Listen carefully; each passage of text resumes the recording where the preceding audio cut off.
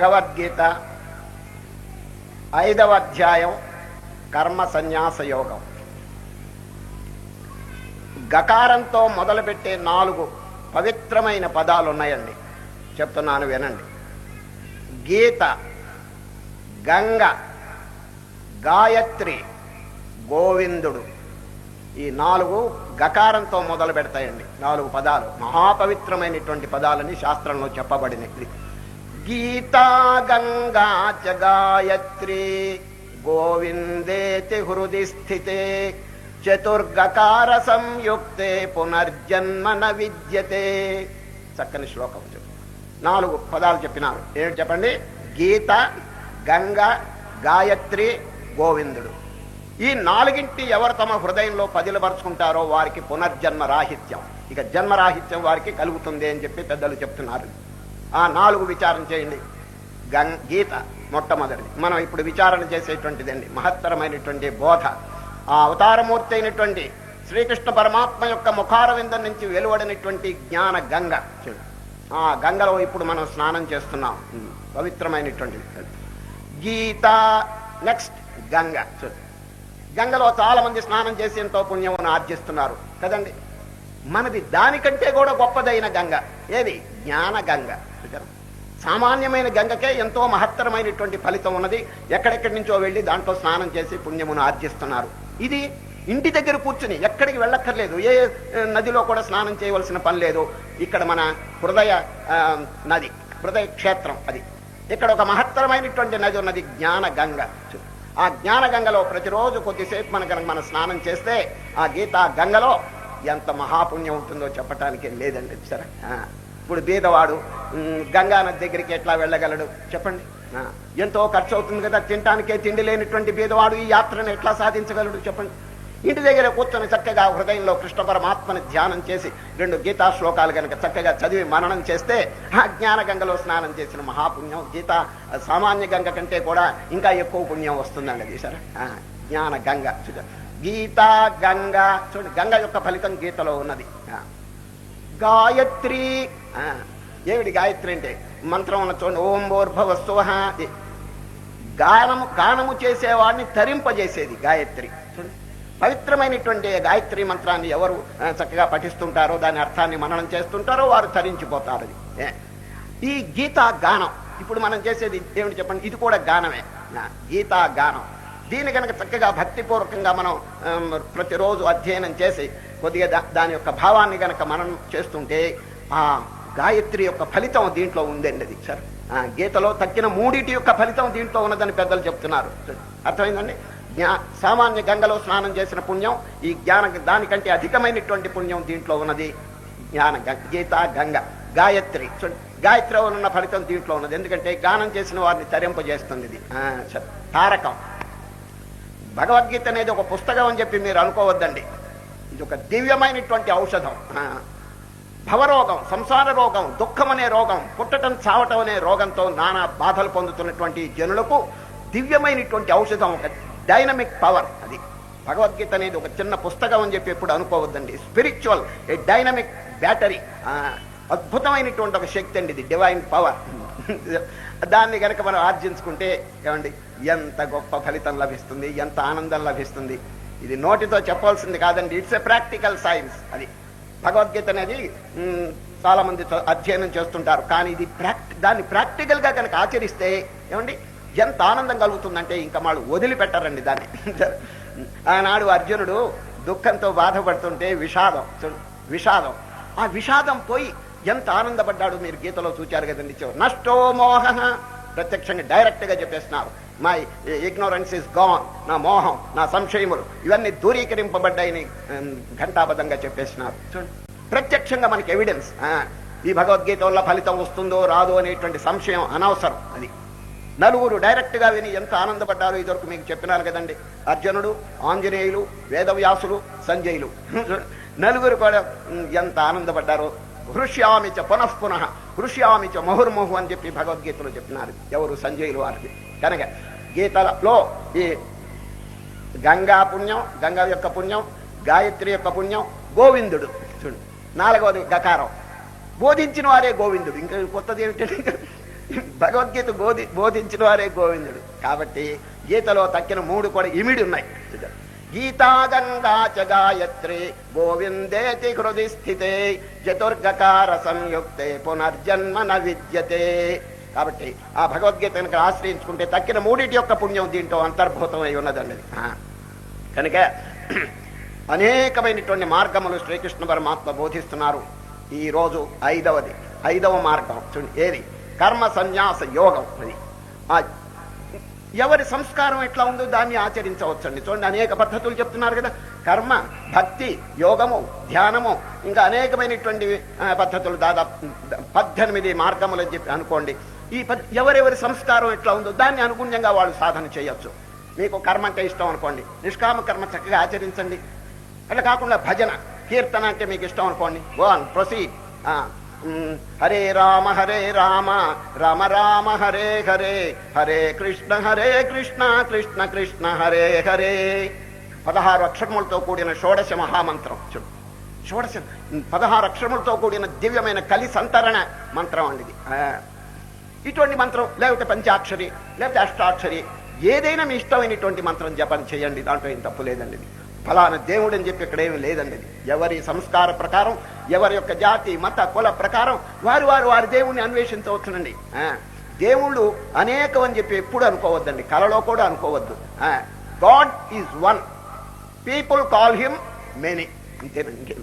వారి దృష్టిని అనుసరించి అనేక రకాలుగా వారు ఆరాధిస్తుంటారు. దాంట్లో తప్పేమిటండి? అది ఎవరి ఇష్ట ప్రకారం వారు చేసుకోనండి. మనకు కావాల్సింది ఏమిటి? భక్తి. ఒక్కడేనండి భగవంతుడు అంటే అసలు ఎవరు చెప్పండి? Who is God? రేపు వస్తుంది 8వ అధ్యాయంలో ప్రశ్న వస్తుంది. అర్జునుడు 7 ప్రశ్నలు అడుగుతాడండి. ఒక్కసారి 7 ప్రశ్నలు. ఫస్ట్ క్వశ్చన్ ఏమిటి తెలుసండి? Who is God? దేవుడు అంటే ఎవరని చెప్పి మొదటి ప్రశ్న అండి. కిం తద్ బ్రహ్మ? అదండి ప్రశ్న. రేపు 8వ అధ్యాయంలో వస్తుంది, అక్షర పరబ్రహ్మయో. దాని కృష్ణ పరమాత్మ ఏం సమాధానం చెప్పారు? ఏమండో దేవుడు అంటే ఇదిగో గుడిలో ఉన్న ఆయన, ఆ వైకుంఠంలో, కైలాసంలో అని ఏమైనా చెప్పినారా? లేదు. అక్షరం బ్రహ్మ పరమం, that which is indestructible, that which is all pervading, that which is eternal is God అనేసినాడు. చూడండి, ఏది ప్రపంచంలో శాశ్వతమైందో అదే దేవుడు అండి. వెతకండి. ఇది శాశ్వతం. ఇప్పుడు ఇది శాశ్వతమా? ఇది శాశ్వతమా? శరీరం శాశ్వతమా? సూర్యుడు శాశ్వతమా? చంద్రుడు శాశ్వతం? ఏది కూడా కాలగర్భంలో, ప్రళయ కాలంలో అన్ని కూడా నాశనం అయిపోతాయి. కానీ వన్ థింగ్ రిమైన్స్. ఏది? సదేవ సౌమ్యేదమగ్రాసీత్ ఏకమేవాద్వితీయం బ్రహ్మ నేహనానాస్తి కించన. ఉపనిషత్తులు ఘోషిస్తున్నాయి. ప్రళయ కాలంలో కూడా అది ఒక్కటే ఉంటుందనేది. తక్కిన అన్ని కూడా అంతర్ధానం అయిపోతాయి. చూచారు? అదే దేవుడు. కనుక శ్రీకృష్ణ పరమాత్మ ఎంత చక్కని సమాధానం, హూ ఈజ్ గాడ్ అని చెప్పి అర్జునుడు అడిగితే ఒక చిన్న రూపం, ఒక నామం, ఒక స్వరూపం ఏమి చెప్పలేదని. ఏం చెప్పినారు? అక్షరం బ్రహ్మ పరమం. గాంధీ గారిని ఒక ఆయన ప్రశ్న అడిగాడండి. ఏమండి గాంధీ గారు, మీకు ఆధ్యాత్మిక విషయంలో చాలా అనుభూతి ఉన్నది కదా, దేవుడు అంటే ఎవరో కొంచెం సెలవు ఇవ్వండి అని గాంధీ మహాత్ముని అడిగారు ఒకరు ప్రశ్న. వారు ఇంగ్లీష్లో చెప్పారు, దాని సారం చెప్తున్నా తెలుగులో. నా చుట్టూ అనేకమైనటువంటి ప్రాణికోట్లు పుట్టటం చావటం జరుగుతున్నప్పటికీ వాటన్నిటికీ ఆధారభూతుడై తాను పుట్టక తాను చావక ఉన్నటువంటి అఖండమైనటువంటి చైతన్య శక్తియే దేవుడు. ఎంత అద్భుతంగా ఉంది. మళ్ళీ చెప్తున్నాను. నా చుట్టూ అనేకమైన ప్రాణికోట్లు పుట్టడం చావటం జరుగుతున్నప్పటికీ వాటన్నిటికీ ఆధారభూతుడై తాను పుట్టక తాను చావక ఉండేటువంటి అఖండమైనటువంటి చైతన్య శక్తియే దేవుడు. ఎంత చక్కని డెఫినేషన్ చూడండి. అది శాశ్వతమైనటువంటి వస్తువు ఒకటి. ఇప్పుడు ఈ శరీరం ఉంది అనుకోండి, ఉపాధి. దాంట్లో ఎన్ని ఉన్నాయి చూడండి. జడమైనటువంటి దేహం ఉన్నది, ఇంద్రియములు ఉన్నాయి, మనస్సు ఉన్నది, బుద్ధి ఉన్నది, అహంకారం ఉంది, ఆత్మ ఉన్నది. ఈ శరీరంలోనండి 4-5 ఉన్నాయండి. ఇది వీటన్నిటిని కొంచెం సెపరేట్ చేయాలండి. సరే, సెపరేట్ చేయాలంటే విడదీయటం కాదు, మనస్సులో భావం చేయాలి. తక్కినవన్నీ కూడా జడమైనటువంటి వస్తువులు, ఒక్కటి మాత్రం చైతన్యం అనేది ఆత్మ. అది మన యొక్క యథార్థ స్వరూపం. ఇంతవరకు శ్రీకృష్ణ పరమాత్మ అక్కడెక్కడ చూడండి, జ్ఞాన యోగంలో, మొదటి సాంఖ్య యోగంలో ఏం చెప్పినారు చెప్పండి? నీ స్వరూపం తెలుసుకోండి అయ్యా. అర్జునా, నువ్వు దుఃఖిస్తున్నావు, కారణం ఏమిటంటే నీ స్వరూపం తెలుసుకోలేదు. దీనికి కారణం ఏమిటంటే ఇగ్నోరెన్స్ అంటే అవివేకం, అజ్ఞానం. తన యొక్క నిజస్వరూపాన్ని తెలుసుకోక అర్జునుడు దుఃఖిస్తున్నాడు. ఇదిగో నా బంధువులంతా జడమైనటువంటి ఈ దేహాలని చెప్పి అనుకుంటున్నాడండి. కాదండి అది. ఏం చెప్పినారు శ్రీకృష్ణ పరమాత్మ మొదట్లో నోరు తెరవంగానే? నజాయతే, మీరు గాని నేను గాని పుట్టేవాళ్ళం కాదు, పోయేవాళ్ళం కాదు. నజాయతే మ్రియతే వా కదాచిన్ నాయం భూత్వా భవితా వా నభూయ అజో నిత్య శాశ్వతోయం పురాణో నహన్యతే హన్యమానే శరీరే. అద్భుతమైనటువంటి బోధని. మానవుడికి ధైర్యం రావాలంటే ఇటువంటి బోధలు వినాలండి. అది నశించిపోయే వస్తువును గురించి ఊరికే వింటుంటే ఎట్లా చెప్పండి? అది దట్ విచ్ ఈస్ పర్మనెంట్. ఇది ఇదివరకు వివేకానంద వాక్యం మీకు చెప్పినాను, it is strength and strength that we want, and the first step in getting the strength is to believe that I am the Atman. నేను ఆత్మనని చెప్పి అనుకుంటేనే అపరిమితమైన ధైర్యం వస్తుందండి. లేకపోతే ఇగో రేపు పోతాను, ఈ శరీరం పోతుంది, నా బంధువులకి సెపరేషన్ వస్తుంది, నా డబ్బు పోతుంది, నా కీర్తి పోతుంది, నా సౌందర్యం, ఇదేమిటండి?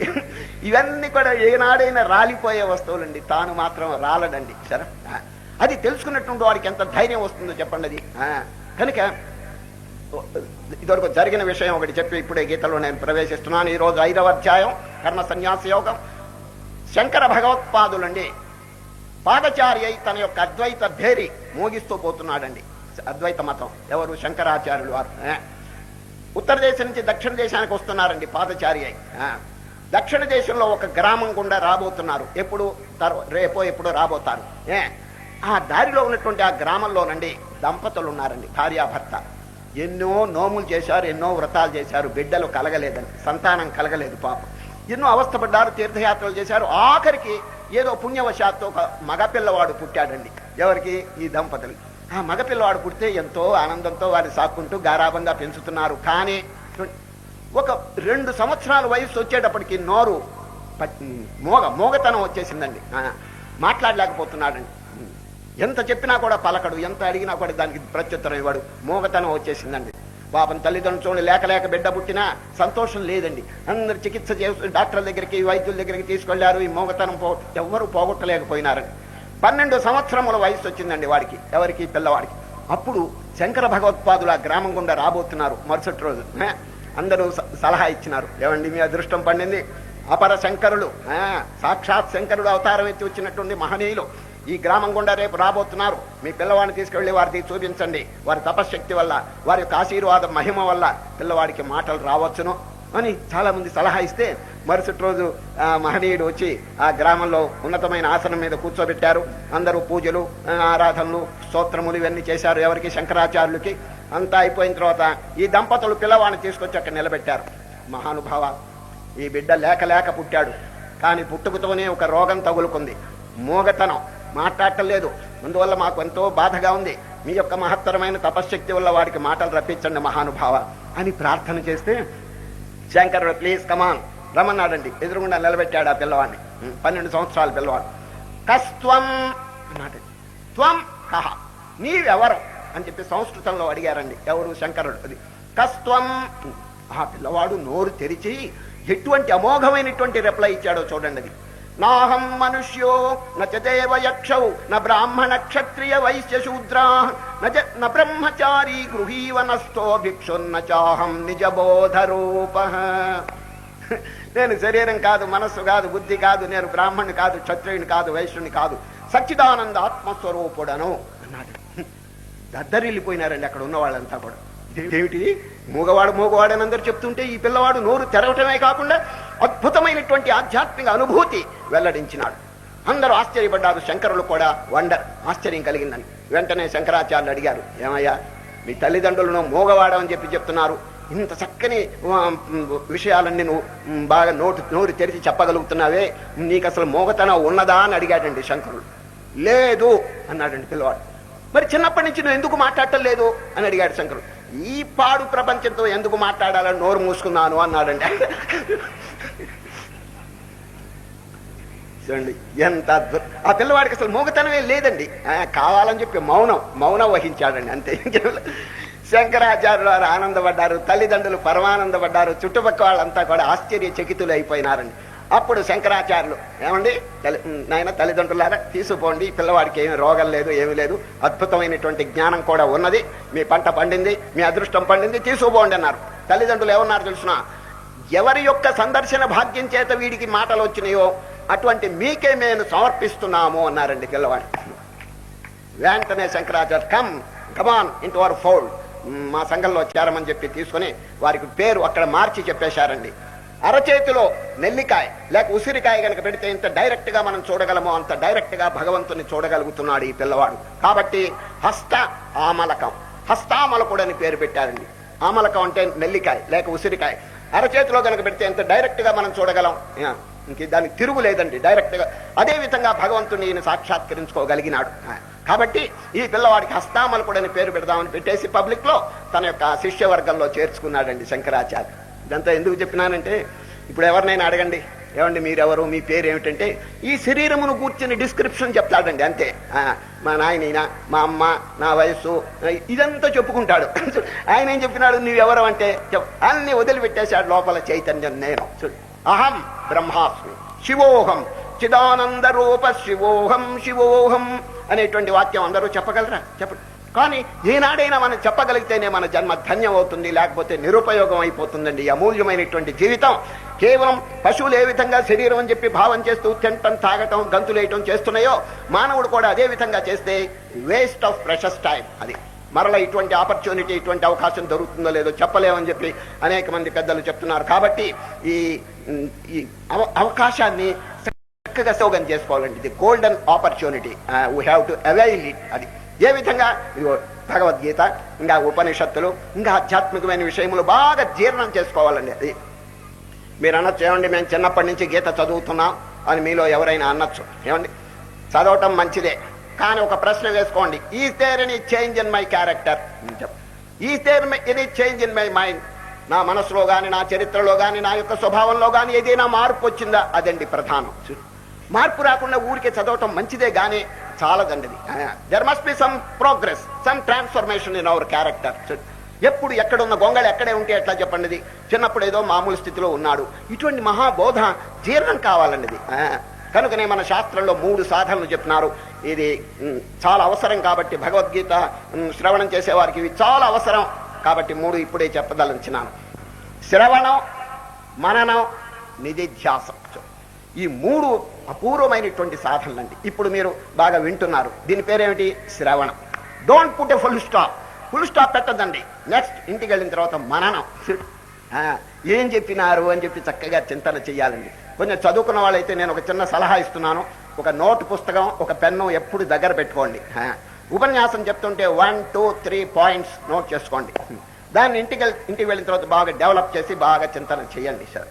అప్పుడు బాగా జ్ఞాపకం ఉంటుందండి. లేకపోతే ఎన్ని ఉపన్యాసాలు వదిలినా గేట్ దాటితే అన్ని ఆవిరైపోతుంటాయండి. మద్రాసులోనండి ఇట్లాగే గీతాయజ్ఞం జరిగిందండి. మద్రాసులో జరిగితే 8 గంటలకి క్లోజ్ చేసినామండి. ఉపన్యాసం అంతా పూర్తయింది. అందరు ఆడియన్స్ శ్రోతలంతా ఇంటికి వెళ్ళిపోతుంటే రాత్రి ఇదే విధంగా ఈ టైంలో ఎవరో అప్పుడే పరిగెత్తుకుంటూ వచ్చాడండి సభలోకి. పరిగెత్తుకుంటూ వస్తున్నాడు. ఆ గేట్ దగ్గర వాడిని అడిగినారు, ఏమిటండి జనం అంతా, ఎవరో కాళహస్తి నుంచి వచ్చారట, గీతను గురించి బోధిస్తున్నారు. అయ్యో నేను ఆలస్యంగా వచ్చానే, అవకాశం పోగొట్టుకున్నానే, మీరంతా పుణ్యం సంపాదించుకున్నారు, చక్కగా బోధ విన్నారు, స్వామిని వారు చెప్పిన మాట ఒక్కటి చెప్పండి అన్నారండి. వచ్చినవాడు కొత్తగా వచ్చినాడు. వాళ్ళు ఏమన్నారు తెలిసిన? కూర్చునేవాళ్ళు లేవలేదండి, చక్కగా విన్నారు అన్నాడు. అది కాదయ్యా మహానుభావ, స్వాములు వారు చెప్పిన మాట ఒక్కటి చెప్పండి అన్నారు. వారు అరగంట సేపు అయినప్పటికీ ఒక్కడు కూడా కదలకుండా ఏకాగ్ర చిత్తంతో వింటున్నారు అన్నట్టు. అది కాదయ్యా, స్వాములు వారు చెప్పిన మాట చెప్పండి. స్వాములు వారు ఇంకా వెళ్ళలేదు, మీరే వెళ్ళి అడగండి అన్నారట. ఇట్లా ఉంటుందండి ఆఖరికి. ఇప్పుడు మీ ఇంటి దగ్గర చాలా మంది ఉంటారండి. సరే, మీరు ఇక్కడికి వచ్చారు కదా, ఇంటి దగ్గర 5-6 మంది ఉంటారు కదా, వాళ్ళు మిమ్మల్ని అడుగుతారు, ఏమిటి ఉపన్యాసం మీరు విన్నారు, మీరు దాని సారం ఏమిటని చెప్పి వాళ్ళు అడిగినప్పుడు మీరు చెప్పగలిగి ఉండాలా లేదా? చెప్పండి. కాబట్టి ఒక చిన్న నోట్ పుస్తకం, ఒక చిన్న పెన్ తెచ్చుకుని 1, 2, 3 అని పాయింట్స్ నోట్ చేసుకుని ఇంటికి వెళ్ళి దాన్ని బాగా డెవలప్ చేయండి. దాని పేరు మననం. ఇక్కడ విన్నటువంటిది శ్రవణం. శ్రవణం, మననం అంతటితో ఆబ్బాకండి. నిధిధ్యాసం, రియలైజేషన్, ఎస్టిమ్యులేషన్. పశువు అండి గడ్డి తింటుందండి. గడ్డి తిన్న తర్వాత వెంటనే దాన్ని మింగదండి. అక్కడ పండుకుని బాగా మాస్టికేషన్, నెమరు వేస్తుందండి. చూచారు? ఆ నెమరు వేయటం వల్ల ఏమవుతుంది? రక్తనాళములో బాగా ప్రవేశిస్తుంది, ఆరోగ్యంగా ఉంటుందండి. తినకుండా నవలకుండా మింగేస్తే ఎట్లా చెప్పండి? అదే విధంగా విన్నటువంటిదంటే ఊరికి తినటం అనమాట. దాన్ని మననం అంటే నవలటం. ఎసిమిలేషన్ అంటే రక్తనాళములో ప్రవేశించటం. దాని పేరు నిధిధ్యాసం. ఈ నిధిధ్యాసం అనేది అన్నిటికంటే చాలా ఇంపార్టెంట్ సాధన అన్నది. అనేక పురాణాలు, అనేక హరికథలు మీరు వినవచ్చుగాక, కానీ ఒక్క విషయమైనా మనం హృదయంలో జీర్ణం చేసుకున్నాం అనేటువంటి విషయం చాలా ముఖ్యం అన్నది. ఒక చిన్న ఉపమానం చెప్పి నేను ఇప్పుడే గీతలో ప్రవేశిస్తున్నాను. ఈరోజు చిన్న అధ్యాయం ముచ్చటగా ఉంటుంది, చాలా అద్భుతంగా ఉంటుందండి. కర్మ సన్యాస యోగం. పూర్వం ఒక మహారాజు ఉన్నాడండి, ఆయన పేరు విక్రమార్కుడు అండి. విక్రమార్కుడు ఆయన చక్కగా ఒకసారి తన సామంతరాజులు సభ్యులు అందరిని కూర్చోబెట్టుకుని మహాసభ రాజ్యసభ చేస్తున్నాడండి. సింహాసనం మీద కూర్చున్నాడు ఎవరో విక్రమార్కుడు. సరిగా టైంలోనండి తలుపు తెరుచుకుని ఒక రాక్షసుడు వచ్చాడండి. రాక్షసుడు ఊరికే రాలేదండి, శిష్య సమేతంగా ఒక శిష్యుడిని కూడా వెంట పెట్టుకొచ్చాడు. ఆయన చేతిలో 3 పుర్రెలు ఉన్నాయండి. పుర్రె అంటే ఏమిటి చెప్పండి? స్కల్, ఇంగ్లీష్లో స్కల్ అంటారు. ఒట్టి ఎముకలు గూడండి. తల అంటే మాంసం గింసం ఉండదండి, ఒట్టి ఎముకలు గూడు. అదేదో కుక్కలు నక్కలు తినేసి ఉంటాయి శ్మశానంలో. ఈ రాక్షసుడు శ్మశానంలో తిరుగుతుంటే 3 పుర్రెలు కనిపించినాయి. ఆ 3 పుర్రెలు తీసుకొచ్చాడండి. ఏమి మాంసం లేదు, ఏమి లేదు, ఒట్టి ఎముకలు గూళ్ళు 3 పట్టుకొచ్చాయి. ఓ రాజా, ఒక పర్పస్, ఒక ఉద్దేశం చేత నేను ఇక్కడికి వచ్చాను. నేను శ్మశానంలో సంచరిస్తుంటే ఈ 3 పుర్రెలు నాకు దొరికినాయి. ఈ 3ట్లో ఉత్తమమైన పుర్రేది, మధ్యమైన పుర్రేది, అధమమైనటువంటి పుర్రేది చెప్పండి. ఆ విధంగా మీరు చెప్తే మర్యాదగా వెళ్ళిపోతా. మీరు కనుక దాని సమాధానం చెప్పకపోతే డాష్ డాష్ డాష్ అన్నాడండి. ఏం జరగాలో జరిగి తీరుతుంది, అంటే మిమ్మల్ని అందరినీ మింగేస్తాను అని చెప్పి అన్నాడు. అప్పుడు కూర్చుని వాళ్ళంతా భయపడ్డారు. వీడు ఊరికే రాలేదండి, వచ్చిన తర్వాత ఈ ఎంట్రన్స్ మూయించేశాడండి. ఎవరైనా వెళ్ళిపోతారేమో పారిపోతారేమో, ఎగ్జిట్ 2-3 మూయించేశాడు. ఇక అందరూ కూడా భయపడుతున్నారు. అయ్యో ఇవాళ లేచిన రోజు బాగా లేదే అని చెప్పి భయపడుతున్నారండి. ఎవరిని తినేస్తాడో, ఎవరికి అపకారం చేస్తాడు. ఏదైనా మాంసం కనుకుంటే ఈ పుర్రె సుందరం అని చెప్పచ్చు. లేదే మాంసం లేదు, అది సౌందర్యం ఎట్లా తెలుస్తుంది? అది ఇది ఉత్తమ మధ్యం ఎట్లా కనిపెట్టగలం? వెంటనే మంత్రి గారు లేచాడండి. మంత్రి గారు లేచి, ఓ రాక్షసుడా కమాన్, ఆ 3 పుర్రెలు నాకి నేను చెప్తానన్నాడు. ఏది ఉత్తమం? ఒక చిన్న ఇనప కమ్మి తెప్పించాడండి ఎవరు మంత్రి. మొదటి పుర్రె తీసుకుని ఈ చెవిలో దూర్చాడండి. దూరిస్తే ఈ చెవిలో నుంచి బయటికి వచ్చేసిందండి. ఏది? ఇనప కమ్మి. రాక్షసుడా, ఇది అధమైనటువంటి పుర్రె అన్నాడు. ఇంకొక పుర్రె తీసుకున్నాడు, ఈ చెవిలో నుండి ఇనప కమ్మి దూర్చాడండి. నోటిలో నుంచి వచ్చిందండి బయటికి. రాక్షసుడా, మధ్యమ తరగతి పుర్రె ఇది. ఇంకొక పుర్రె తీసుకున్నాడు, చెవిలో దూర్చేటప్పుడు కిందకి దిగిందండి, హృదయంలోకి దిగిందండి. ఇది ఉత్తమమైనటువంటి పుర్రె అన్నాడు. రాక్షసుడికి ఏం అర్థం కాలేదండి. మహానుభావ, దీని భాష్యం ఏమిటో చెప్పండి, నాకు మీరు సూత్రంగా చెప్పారు, అర్థం కాలేదు అన్నారు. వెంటనే మంత్రి గారు ఎక్స్ప్లెయిన్ చేస్తున్నాడు. ప్రతి తలకాయలో, ప్రతి శిరస్సులో ఈ చెవి ఉంటుంది కదా, ఈ చెవిలో కమ్మి వేస్తే ఈ చెవిలో నుంచి వచ్చేసింది. దాని అర్థం ఏమిటంటే దీంట్లో విన్నదంతా దీంట్లో నుంచి మర్చిపోయి అవతల బారేస్తుంటారండి. అర్థమైందండి? కొందరికి చెవుల్లో ఇక్కడి నుంచి అక్కడికి డైరెక్ట్గా ట్రంక్ రోడ్డు ఉంటుందండి. ఇక్కడ విన్నదంతా ఇటు బారేస్తుంటారు వాళ్ళు. అంటే ఏమిటి? లారీలు ఇవన్నీ పోతుంటాయి అన్నమాట ఇక్కడి నుంచి.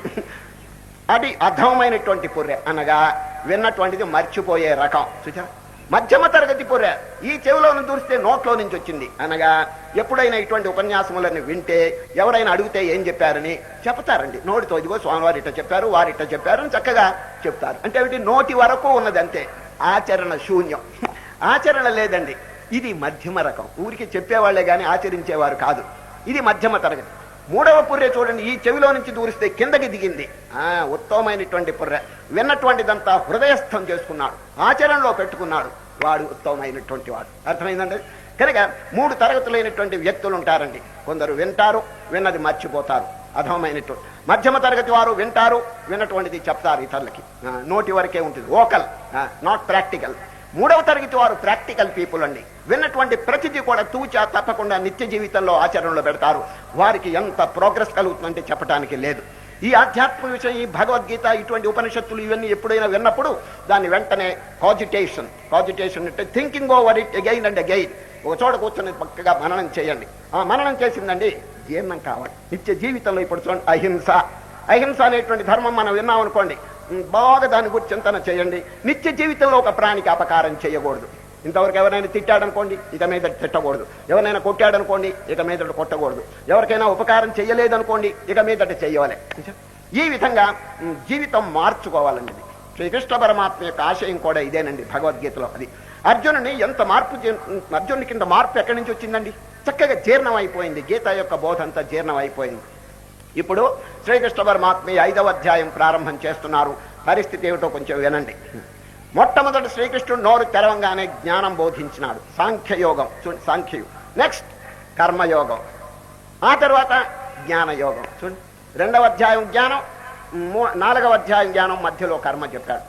అప్పుడు అర్జునుడు గారికి ఒక సందేహం కలిగింది. కృష్ణ, ఏమిటండి జ్ఞానం అంటారు, కర్మ అంటారు, మళ్ళా జ్ఞానం అంటున్నారు. ఏదైనా ఒక్కటి చెప్పండి. ఇటు జ్ఞానమును ఆచరించు, లేక ఇటు కర్మను ఆచరించు, ఏదో ఒక్కటి చెప్పండి, నేను చక్కగా ఆచరించుకుంటాను. రెండు చెప్పటం వల్ల కొంచెం కన్ఫ్యూషన్ కలుగుతున్నది అని చెప్పి ప్రశ్న అడుగుతారు. సరే, సన్యాసం కర్మణాం కృష్ణ. సన్యాసం అంటే వదలటం, కర్మ సన్యాసం. సన్యాసం అంటే వదలటం, కర్మను వదలాలా చెయ్యాలా, అదండి ప్రశ్న. శ్రీకృష్ణ పరమాత్మను ఆయన వదలవద్దు, తప్పకుండా చెయ్యి. కర్మ సన్యాసం అందరికీ సాధ్యపడదండి. సన్యాసం అంటే వదలటం, ఊరికే కర్మలు వదిలి అట్లా సోమరిగా కూర్చోటం కాదు శ్రీకృష్ణుని యొక్క అభిప్రాయం. కర్మ అనేది ఎప్పుడు వదలాలో మనకు అనవసరం అండి. ఒక టైం వచ్చేటప్పటికి డ్రాప్ అయిపోతుందండి కర్మ. చిన్న దృష్టాంతం చెప్తాను. జపమాల తీసుకుని మీరు జపం చేస్తుండండి. ఓం నమ శివాయ 108 పూసలు ఉంటాయి, బాగా ఒక్కొక్కటి తిప్పుతుంటారనుకోండి. ఓం నమ శివాయ, నమ శివాయ. మీ మనస్సు గనక శివుడి మీద, శివుని పాదపద్మముల మీద ఏకాగ్రంగా లగ్నం అయితే ఈ జపమాల తిప్పటం సాధ్యపడదండి, సాధ్యపడదు. ఎందుకంటే ఈ జపమాల తిప్పేది ఎవరు? ఈ చెయ్యి అంటే ఏమిటి? కర్మేంద్రియం. కర్మేంద్రియం అన్నిటికంటే లోయెస్ట్ అండి. శరీరము కర్మేంద్రియము అన్నిటికంటే కింద ఉన్నటువంటి, వాటిపైన జ్ఞానేంద్రియం, వాటిపైన మనస్సు, వాటిపైన బుద్ధి. ఆ బుద్ధికి సాక్షి పరమాత్మ. ఎప్పుడు మనస్సు ఆ బుద్ధికి సాక్షి అయినటువంటి పరమాత్మ యొక్క పాదముల మీద లగ్నమైందో ఈ కింద ఉన్నటువంటి కర్మేంద్రియం పని చేయదండి, ఇంపాసిబుల్. అప్పుడు ఏమవుతుంది తెలుసండి? మాల కింద పడిపోతుందండి. సార్, మీ మనస్సు గనక దేవుడి మీద బాగా లగ్నం అయితే ఈ కౌంటింగ్ కానీ ఇట్యం కానీ అసాధ్యం లేదండి. మీరు ప్రాక్టీస్ చూడండి. అది మీ మనస్సు కనుక బాగా లగ్నం అయితే ఇది డ్రాప్ అయిపోతుందండి, ఏది జపమాల కింద పడిపోతుందండి. అన్నారని మీరు కావాలని కింద పారేయబాకండి. నా మనస్సు పైకి పోతుందని అటు ఇసిరి అయిబాకండి. ఎప్పుడు మనస్సు ఊర్ధ్వంగా పోయిందో ఈ చెయ్యి పని చేయలేదండి. ఇదే గుర్తండి ఇది. కనుకనే శ్రీకృష్ణ పరమాత్మ కర్మ సన్యాసం అని చెప్పి హెడ్డింగ్ పెట్టారు ఈ శీర్షికి. సన్యాసం అంటే వదలటం. కర్మని ఎప్పుడు వదలాలి?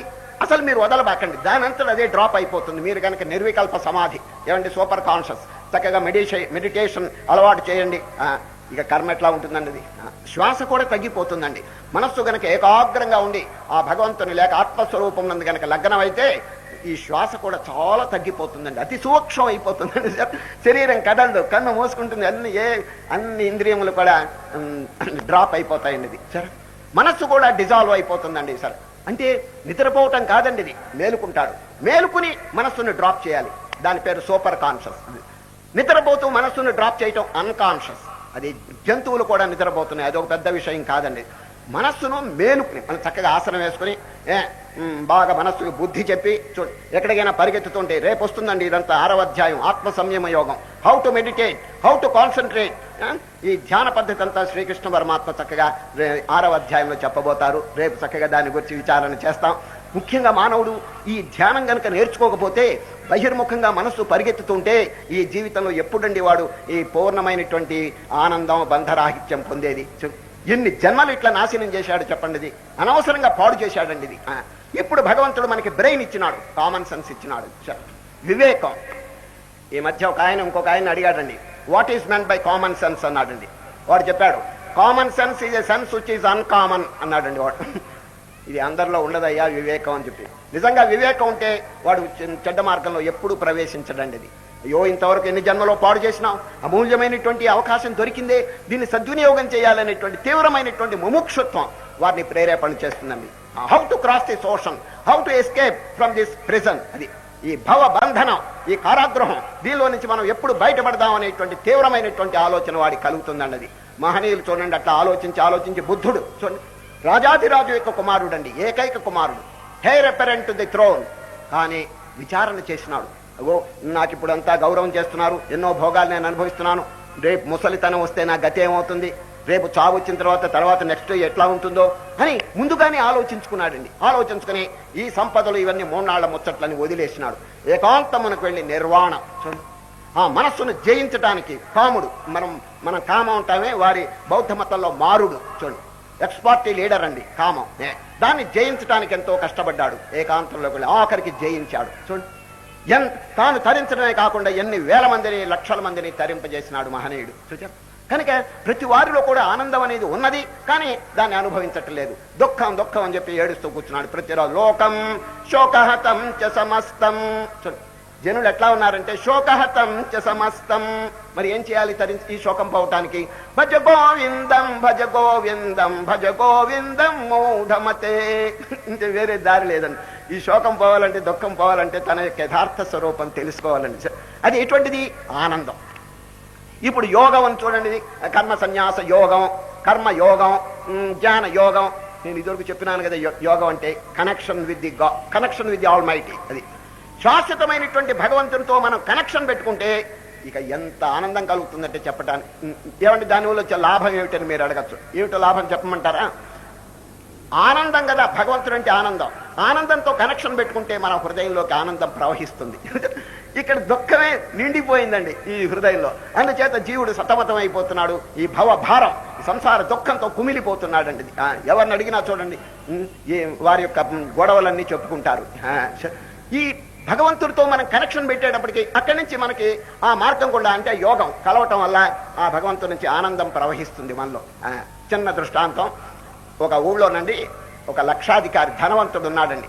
పెద్ద బిల్డింగ్ కట్టించేశాడండి. కానీ గృహప్రవేశం అంతా అయిపోయింది.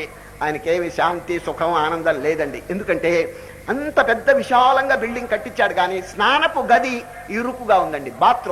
బాత్రూమ్ అంటే స్నానం చేసే రూము ఇరుకుగా ఉంది. అంచేత ఆయనకి సాటిస్ఫాక్షన్, తృప్తి లేదండి. ఆవిడ ఏం చేసినాడంటే ₹1,00,000 కేటాయించాడండి. దేనికి? ఈ బాత్రూమ్ పడగొట్టి పెద్దదిగా ఆధునికమైనటువంటి దాంట్లో వస్తువులతో ఏర్పాటు చేయాలని ₹1,00,000 దానికి బడ్జెట్ వేయించి అంత పడగొట్టి బ్రహ్మాండంగా బాత్రూమ్ అంటే స్నానపు గది ఏర్పాటు చేశాడండి.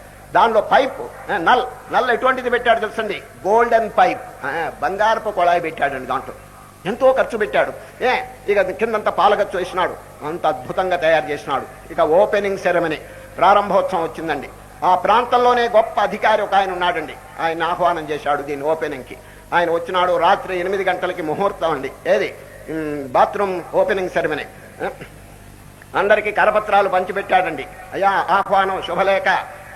ఏది? పెళ్లి కాదు, ఒడుకు కాదండి, ఇది బాత్రూమ్ ఓపెనింగ్, నల్ ఓపెనింగ్ అండి. అందరూ వచ్చేసారు. ఈయన లక్షాధికారి కాదు, పెద్దలంతా వచ్చేసినారు, కూర్చున్నారు. ఇక పురోహితుడు వచ్చాడండి. ఏంటి పురోహితుడు? పూజ. ఎవరిని? దేవుని కాదు, నల్లు పూజ ఇది. ఆ కొళాయికి పూజ చేస్తున్నాడండి. ఓం కేశవాయ. అంతా అయిన తర్వాత సరిగ్గా 8 గంటలు. ఏమండి, ఎవరు ఓపెన్ చేసేది దీన్ని? ప్రారంభోత్సవం. అక్కడ ఒక అధికారి కూర్చున్నాడు. ఆ జిల్లాలోనే పెద్ద ప్రఖ్యాతి. అయ్యా లేవండి, మీ కరకమలముల చేత దీన్ని కొంచెం ఓపెన్ చేయండి అని పెద్దలు చెప్పారు. అప్పుడు ఆయన టీవీగా లేచాడండి. అందరిని ఓం అని అనమన్నాడు. అందరు ఓం అంటున్నారు అని చెప్పి ఆయన తిప్పాడండి. సరిగ్గా టైంలో ఒక్క చుక్క నీళ్లు పడలేదండి. ఆశ్చర్యపడ్డారు. ఇదేమిటి, ₹1,00,000 ఖర్చు పెట్టాడు, అసలు దేని కొరకు పెట్టాడో అది ఫలితం కలగలేదని అందరూ ఆశ్చర్యించారు. ఎందుకు? దీని కారణం ఏమిటి అని చెప్పి ఆలోచిస్తే ఆఖరికి ఒక పొరపాటు చేశాడండి. అన్ని బాగా చేశాడు, అంతా ఖర్చు పెట్టాడే, కానీ వాటర్ రిజర్వాయర్తో కనెక్షన్ పెట్టుకోలేదండి వాటర్. చూచారండి ఎంత పొరపాటు జరిగింది. ఏమండి, మీరు బంగారపు కొళాయి పెట్టాలని, బంగారపు నల్లు, ఇత్తడిది పెట్టచ్చు, రాగిది పెట్టచ్చు, ఏదైనా పెట్టుకోవచ్చు కదా. ముఖ్యం ఏమిటి చెప్పండి? Connection with the water. అది ఆ వాటర్ రిజర్వాయర్తో కనెక్షన్ పెట్టుకుంటే బీదవాడండి ఇత్తడి పైప్ పెట్టినా కూడా గంగాజలం చక్కగా ప్రవహిస్తూ ఉంటుందండి. చూచారా? కనుక ఆ రిజర్వాయర్ అంటే ఏమిటి చెప్పండి? ఆనంద సాగరం. చూచారా? ఎగ్జిస్టెన్స్, నాలెడ్జ్ అండ్ బ్లిస్, మహా ఆనంద సాగరం. అదండి మన యొక్క యథార్థ స్వరూపం. కానీ వీడు దుఃఖపడుతున్నాడేంటి? ఆ స్వరూపం తెలుసుకోలేదు. కాబట్టి ఇప్పుడు మహనీయుల యొక్క బోధ చేత, గీత యొక్క ప్రబోధం చేత, ఆ మహాత్ముల యొక్క ఆశీర్వాదం చేత చక్కగా సాధన చేయాలి మనం. సరే, ఎక్కడున్నది దేవుడు? ఆత్మ అనేది ఎక్కడున్నది? పంచకోశములు. చూడండి, ఈ ఆత్మ అనేది లోపల ఉన్నదండి. దానిపైన 5 కవర్స్ ఉన్నాయండి. దాని పేరు కోశములు అంటారు. అన్నమయ, ప్రాణమయ, మనోమయ, విజ్ఞానమయ, ఆనందమయ. 5 చూడండి. ఒక ఖడ్గానికి వర ఎట్లా ఉంటుందో ఆ విధంగా 5 వరలు ఉన్నాయండి. ఆ 5 వరల లోపల ఆత్మ అనేటువంటి ఖడ్గం ఉన్నదండి. ఇప్పుడు ఏం చేయాలి? సెపరేట్ చేయాలి. సెపరేట్ చేయాలంటే దూరంగా పారేయటం కాదు, అన్అటాచ్మెంట్. దాని మీద డిటాచ్మెంట్. దాని పేరే నిష్కామ యోగం అంటారండి. మన స్వరూపం ఎక్కడికి పోదండి, మనలోనే ఉన్నది. కానీ దాంతో టచ్ ఉండకూడదండి, అటాచ్మెంట్ ఉండకూడదు. నేను, అహంభావం, కర్తృత్వం ఇది ఉండకూడదండి. సరే, చెయ్యండి, కర్మ చేయండి, దాంట్లో ఏం తప్పు లేదండి. నేను చేస్తున్నానని అహం ఎందుకు? ఈగోయిజం. చెప్పండి, ఇంద్రియములు చేస్తున్నాయి, కన్ను చూస్తున్నది, చేతులు చేస్తున్నాయి. ఏమండి, కనుక ఈ అహంకారం గనక వదిలేస్తే, అభిమానం గనక వదిలేస్తే ఈ కర్మ అనేది కేవలం జ్ఞానంగా మారిపోతుందండి. సరే, అదే శ్రీకృష్ణ పరమాత్మ ఇక్కడ చెప్పబోతుంటారు. పశ్చన్ మీరు చూడండి, ఈ అధ్యాయంలో ఉన్న శ్లోకం అండి.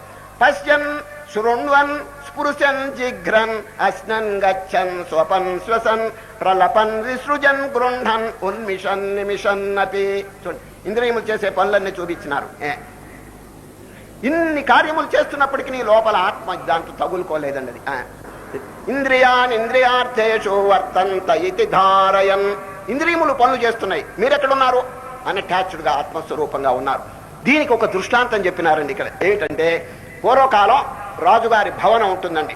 ఈ రాజుగారి భవనం చుట్టూ కూడా కాంపౌండ్ వాల్ ఉంటుందండి. కాంపౌండ్ వాల్, దానికి అక్కడక్కడ ద్వారాలు ఉంటాయండి. సరే, లోపల రాజు ఉంటాడు. ఎక్కడ? రాజభవనంలో. చూడండి ఎంత చక్కని దృష్టాంతం కృష్ణ పరమాత్మ చెప్తున్నారు. నైవ కించిత్ కరోమీతి యుక్తో మన్యేత తత్వవిత్ పశ్యన్ శృణ్వన్ స్పృశన్ జిఘ్రన్ అశ్నన్ గచ్చన్ స్వపన్ శ్వసన్ ఇంద్రియాన్ ఇంద్రియార్థేషు వర్తంత ఇతి ధారయన్.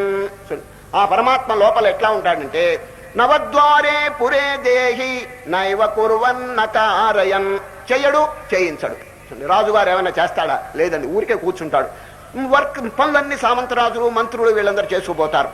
లోపల ఆత్మ అందరిలో ఎట్లా ఉన్నది? రాజు మోస్తారు. ఎక్కడున్నది? భవనం. భవనం అంటే ఇది ఈ శరీరం. ఈ శరీరం అంటున్నది కాంపౌండ్ వాళ్ళు చెప్పి చక్కగా వర్ణిస్తున్నారండి. దానికి ఎన్ని ద్వారాలు ఉన్నాయి? 9. ఈ శరీరం అనే కాంపౌండ్ వాళ్ళకి ఎన్ని ద్వారాలు ఉన్నాయి? 9 ద్వారము. చూడండి ఎంత చక్కగా ఉపమానం చెప్పారు. నవద్వారే పురే. 9 ద్వారములు కలిగినటువంటి శరీరం అనేటువంటి నగరంలో ఆత్మ అనేటువంటి రాజు కూర్చున్నాడు. ఏ విధంగా కూర్చున్నాడు? చేయటం లేదు, చేయించటం లేదు. సరే, ఈ లైట్ చూడండి, ఈ లైట్ ఉన్నందువల్ల ఈ సభ జరుగుతున్నదండి. ఈ లైట్ లేకపోతే చీకట్లో సభ ఏమిటండి? కానీ ఈ సభలో ఉన్నటువంటి వారు నవ్వుతుంటే లైట్ నవ్వదండి. ఇక్కడ ఎవరైనా దుఃఖిస్తుంటే ఈ లైట్ దుఃఖించదండి. చూచారు, లైట్ ఎట్లా ఉందంటే అందరినీ ప్రకాశింపజేస్తూ తాను అన్అటాచ్డ్గా ఉన్నది. అదేవిధంగా హృదయంలో పరమాత్మ దేదీప్యమానంగా అన్నిటికీ లైట్ ఇస్తున్నాడండి. లైట్ ఇస్తూ తాను తగులుకోవటం లేదు. ఈ శ్లోకం చాలా అద్భుతంగా ఉంచండి. నవద్వారే పురే దేహి నైవ కుర్వన్ నకారయన్. రాజుగారు తన భవనంలో ఏమీ చేయకుండా ఎట్లా కూర్చుంటాడో, ఆయన యొక్క సాన్నిధ్యం చేత రాజ్య వ్యవహారములను ఎట్లా జరిగిపోతుంటాయో, ఆ పట్టణానికి 9 ద్వారాలు ఎట్లా ఉన్నాయో, అదేవిధంగా శరీరం అనేటువంటి ఈ పట్టణానికి 9 ద్వారాలు. ఏమిటి చెప్పండి? నవరంధ్రాలు. 2 కళ్ళు, 2 ముక్కు, ఇవన్నీ కలిపితే 9 అవుతాయండి. ఈ 9 ద్వారాల పట్టణం ఇది. దీనిలో ఆత్మ అనేది ఎట్లా ఉన్నాడంటే నైవ కుర్వన్ నకారయన్. నవద్వారే పురే దేహి నైవ కుర్వన్ నకారయన్. ఆత్మస్వరూపం బాగా తెలుసుకోవాలండి సార్. ఇది కర్మషట్కం. ఇప్పుడు మనం విచారణ చేసేది రేపు కూడా 6వ అధ్యాయం కూడా కర్మే, తర్వాత భక్తి, ఆ తర్వాత జ్ఞానం. అయినప్పటికీ ఈ కర్మషట్కంలో జ్ఞానం కూడా ఇమిట్ చేశాడండి కృష్ణ పరమాత్మ. చక్కగా అక్కడక్కడ జ్ఞాన స్వరూపం కూడా బాగా చెప్తున్నారు. అది ముఖ్యంగా మనం తెలుసుకోవాలి. దీని యొక్క లోతుపాతులన్నీ ఇప్పుడు కాదండి, రేపు 13వ అధ్యాయం నుంచి వస్తాయండి సార్. దాని పేరు జ్ఞాన షట్కం, క్షేత్రజ్ఞ విభాగ యోగం. ఇప్పుడు ఊరికే సంక్షేపంగా చెప్పినారు జ్ఞాన స్వరూపం. మన యొక్క యథార్థ స్వరూపం మొదట్లోనే శ్రీకృష్ణ పరమాత్మ చెప్పేశారండి. ఏది? శాశ్వతమైనటువంటి ఆత్మ, దేహం కాదు. జడమైన దేహము, జడమైన చిత్తము, నీ స్వరూపము కాదు మనస. మానసబోధ. ఒక వ్యక్తి అండి, ఒక మహనీయుడు మనస్సును కూర్చోబెట్టి చక్కని హితబోధ చేస్తున్నాడండి. మనకు కావాల్సింది ఇదేనండి. మనస్సు మారితే అన్ని మారినట్టే. చూడండి, ఈ జగత్ బంధనం కానీ మోక్షం కానీ దేవుడు ఇవ్వటం లేదండి, మనస్సు ఇస్తున్నదండి. సుజర మన ఏవ మనుష్యాణం కారణం బంధ మోక్షయో. చూడండి, మనస్సు వల్లనే బంధనం మోక్షం 2 కలుగుతున్నాయండి. కాబట్టి మనస్సుని కొంచెం జాగ్రత్తగా మనం లాలించి పాలించి దాన్ని స్వాధీనపరచుకోవాలి. ఆ ఎట్టా స్వాధీనపరచుకోవాలో రేపు 6వ అధ్యాయంలో శ్రీకృష్ణ పరమాత్మ చక్కగా చెప్తారు. ఈరోజు ఈ మనస్సుని ఎట్లా హితబోధ చేయాలో వినండి. జడమైన దేహము, జడమైన చిత్తము, నీ స్వరూపము కాదు మనస. సచ్చిదానందమగు ఆత్మయే నీవని బాగుగా తెలిసికో మనస. కనిపించున్నది ఎంత కాల గర్భమునందు నాశంబునందునే మనస. నాశమేమియులేని బ్రహ్మమే నీవని త్వరితముగా తెలిసికో మనస. చావు పుట్టుకలన్నీ పాంచభౌతికమైన దేహానికే యగును మనస. నిత్య శుద్ధంబైన ఆత్మయే యగు నీకు జన్మాదులే లేవు మనస. ఈ విధంగా ఆత్మస్వరూపానికి చెప్పి ఇక శరీరం యొక్క తత్వాన్ని కూడా దానికి బోధ చేయాలండి సార్. ఎందుకు? ఈ శరీరం మీద మమత్వం కలిగి, దీని సౌందర్యం, దీని గొప్పతనం, దీని మీద అభిమానం కలిగి నాశనం అయిపోతున్నది శరీరం. చూడు, నేను గొప్ప అని చెప్పి వెర్రవీగుతున్నాడు. అద్దం ముందు పెట్టుకుని ఈ శరీరాన్ని ఊరికి అలంకారాలు చేసుకోండి. తప్పు కాదండి, అలంకారం చేసుకోండి, కానీ ఈ మమత్వం అనేది పనికి రాదండి. సరే, ఇప్పుడు చూడండి, అద్దం ముందు కూర్చుని ఒక 5 నిమిషాలు పౌడర్ పూసి నాశనం చేస్తున్నాడండి. ఈ 5 నిమిషాలు జపమాల పెట్టి ఓం నమశివాయ అంటే ఎంత పుణ్యం వస్తుందండి. టైం వృధాగా ఈ శరీరం రేపో మాపో పోయేది. దీనికి ఆరోగ్యం జాగ్రత్తగా చూడండి, అలంకారం చేసుకోండి, కానీ టైం ఊరికే వృధా పోకూడదండి. మనం ముఖ్యంగా చేయాల్సిన పుణ్యార్జన. అది పుణ్యము ఆర్జించకపోతే రేపో మాపో ఏదైనా పతనం, ఏదైనా డేంజర్, యాక్సిడెంట్ ఏదైనా జరిగితే ఈ శరీరానికి మనం ఏమైపోతామని చెప్పండి. అది యాజ్ సూన్ యాజ్ పాసిబుల్. మీరు ఎప్పుడైనా తిరుపతి వెళ్ళారండి? తిరుపతిలో కొండపైన ఘాట్ సెక్షన్కి వెళ్లే ముందుగా ఈ ట్రాఫిక్ రూల్స్ వాళ్ళండి ఒక బోర్డు కట్టారండి. కొండ ఎక్కుతుంటేనే 3 సూత్రాలు రాసి పారేశారు అక్కడ. వినండి, రేపు ఎప్పుడైనా వెళ్తే చూడండి. Start early. అది ట్రాఫిక్ వాళ్ళకైనా మనకి బాగా ఉపయోగిస్తాయండి. Start early. ఏమయ్యా, దర్శనం కోసం త్వరగా బయలుదేరవయ్యా, ఊరికి లేట్ అయితే మళ్ళీ అనుకూలం ఉంటుందో లేదో. As soon as possible start. దేవ దర్శనం కోసం ఎంత శీఘ్రంగా బయలుదేరితే అంత మంచిది. చూడండి, మొదటి సూత్రం స్టార్ట్ అర్లీ. దాని అర్థం ఏమిటి? బాల్యకాలంలోనే బాగా జపం చేయవయ్యా, ధ్యానం చెయ్యి, భగవంతుని గురించి విచారణ చెయ్యి. బాల్యకాలం అంతా నాశనం అయిపోతున్నది. దేనిలో?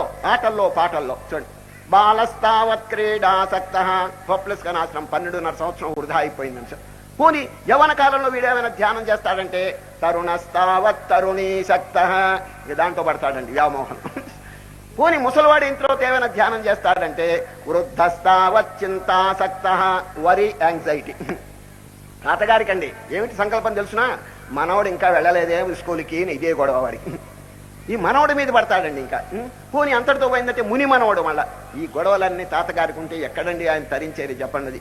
కనుక ఎంత శీఘ్రంగా స్టార్ట్ అర్లీ, త్వరగా అంటే బాల్యకాలంలోనే ధ్యానం, తపస్సు, విచారణ, ఆత్మజ్ఞానం మనం ప్రయత్నం చేయాలన్నది. శ్రీరామచంద్రుడి కండి 16 ఏళ్ల వయస్సు అండి. శ్రీరామచంద్రుడు తీర్థయాత్రలన్నీ చేసి ఇంటికి తిరిగి వచ్చాడండి. వచ్చిన తర్వాత మనసులో వైరాగ్యం కలిగిపోయి, ఎందుకు వచ్చిన కర్మ ఇది, రేపు మాపో ఇవన్నీ నశించిపోతాయి కాలగర్భంలో, ఈ రాజ్యం వల్ల, ఈ సంపదల వల్ల నాకేం ఉపయోగం అని చెప్పి వారిలో వైరాగ్యం కలిగిపోయి ఒక మూల కూర్చుని ఏదో చింతన చేస్తున్నాడు. ఎవరో రామచంద్రుడు. సరిగా టైంలో విశ్వామిత్రుడు వస్తాడండి.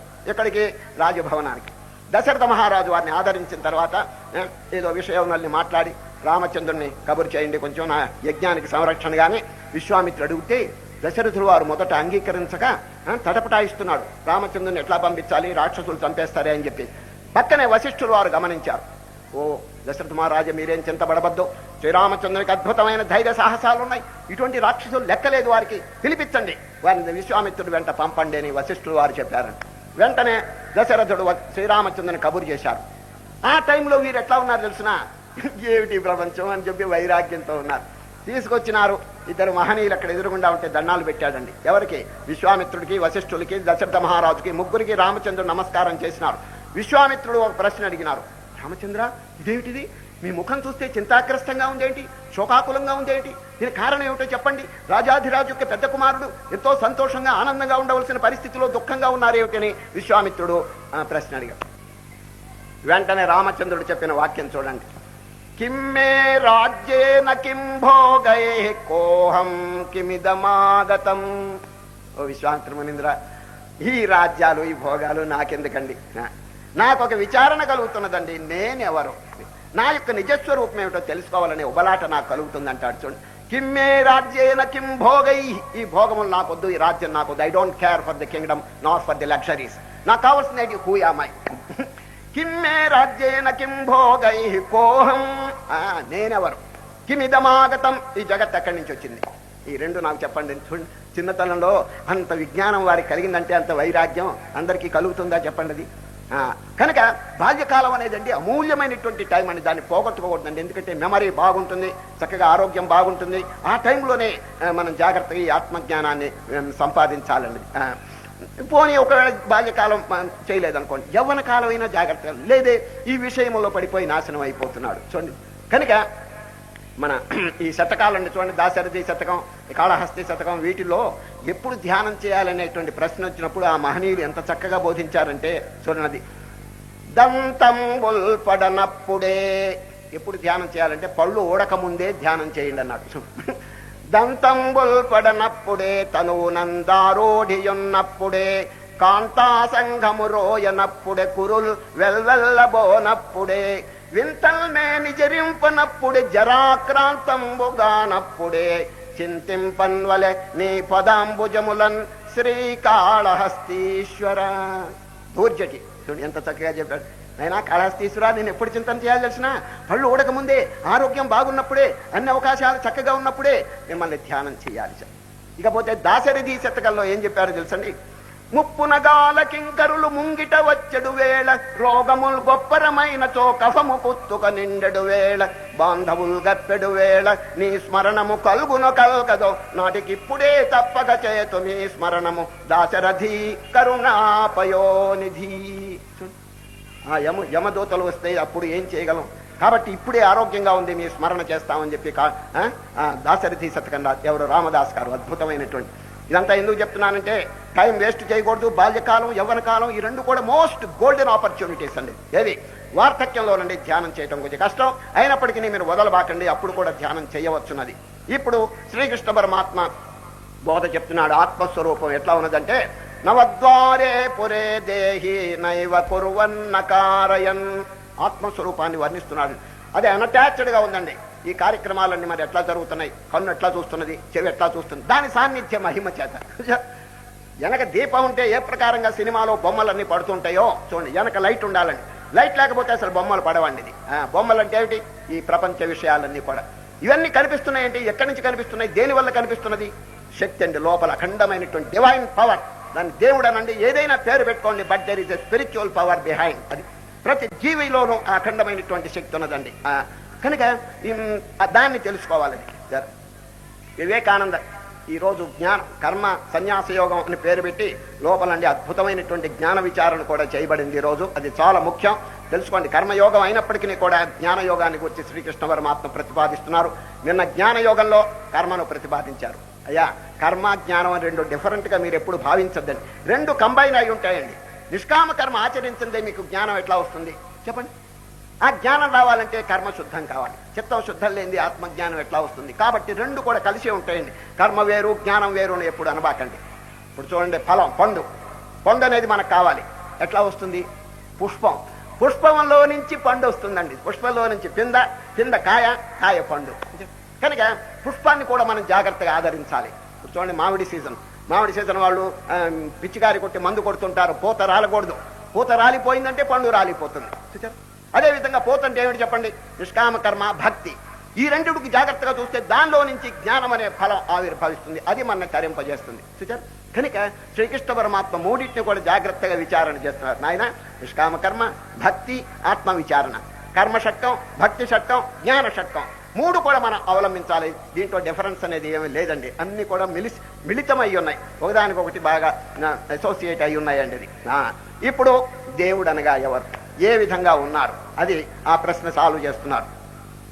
వివేకానంద స్వామి దేవుడంటే ఎవరో ఒక వాక్యం చెప్పినారండి. యతి గీతం, song of the sannyasin. There is but one.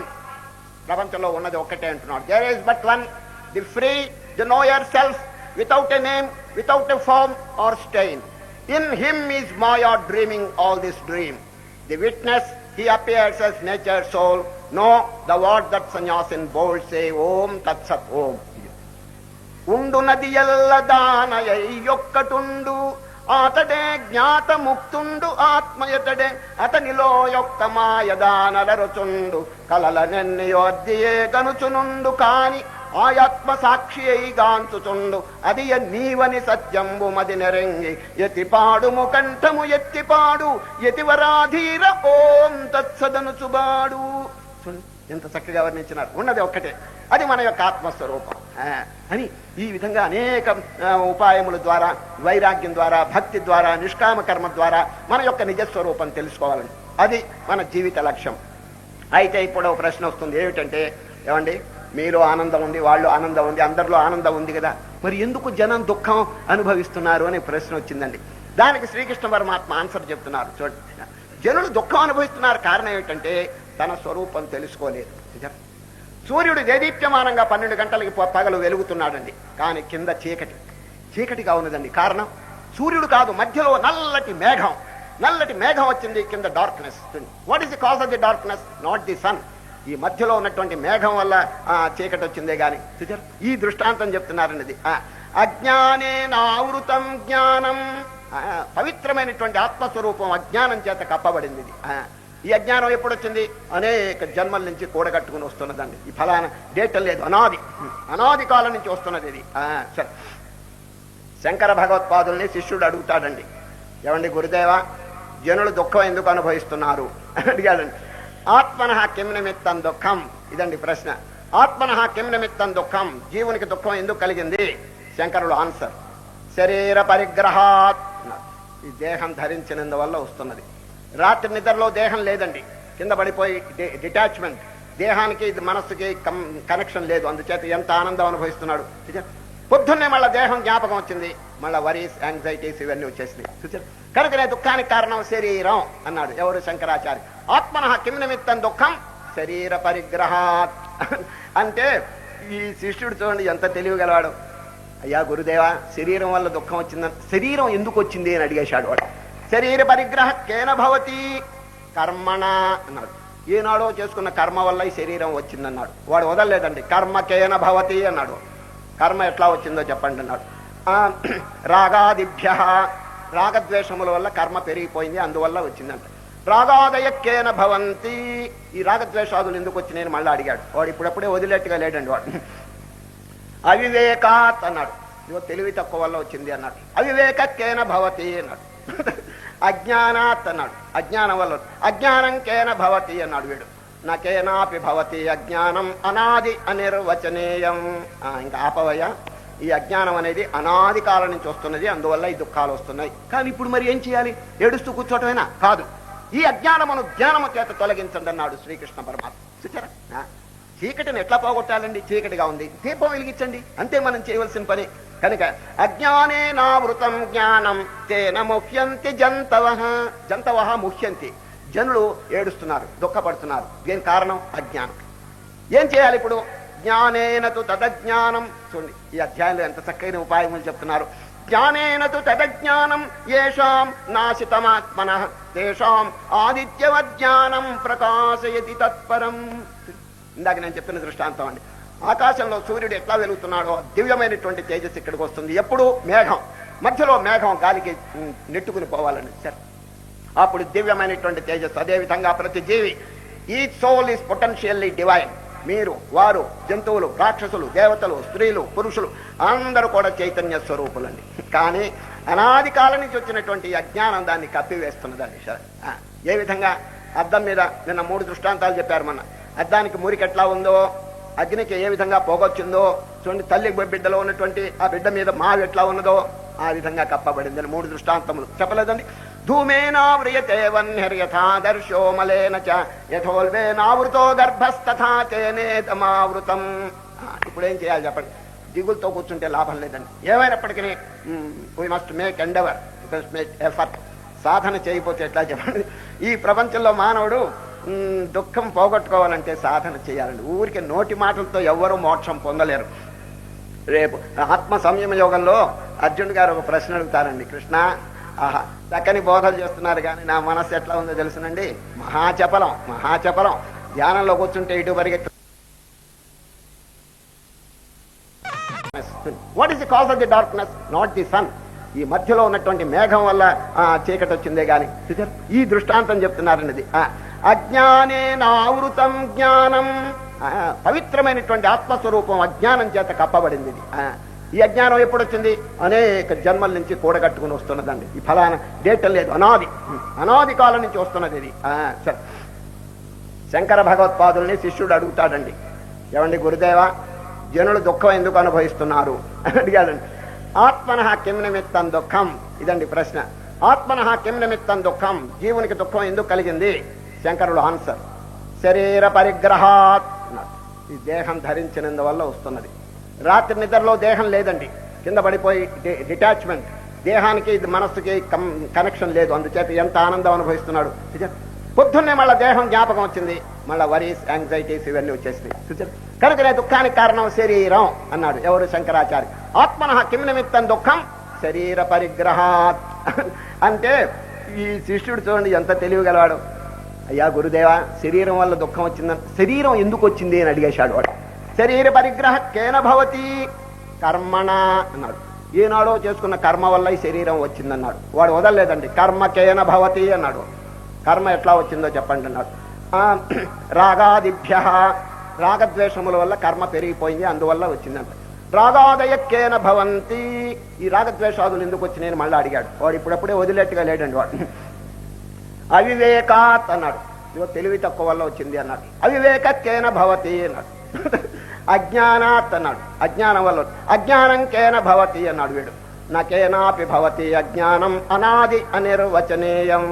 ఇంకా ఆపవయ్యా, ఈ అజ్ఞానం అనేది అనాది కాలం నుంచి వస్తున్నది, అందువల్ల ఈ దుఃఖాలు వస్తున్నాయి. కానీ ఇప్పుడు మరి ఏం చేయాలి?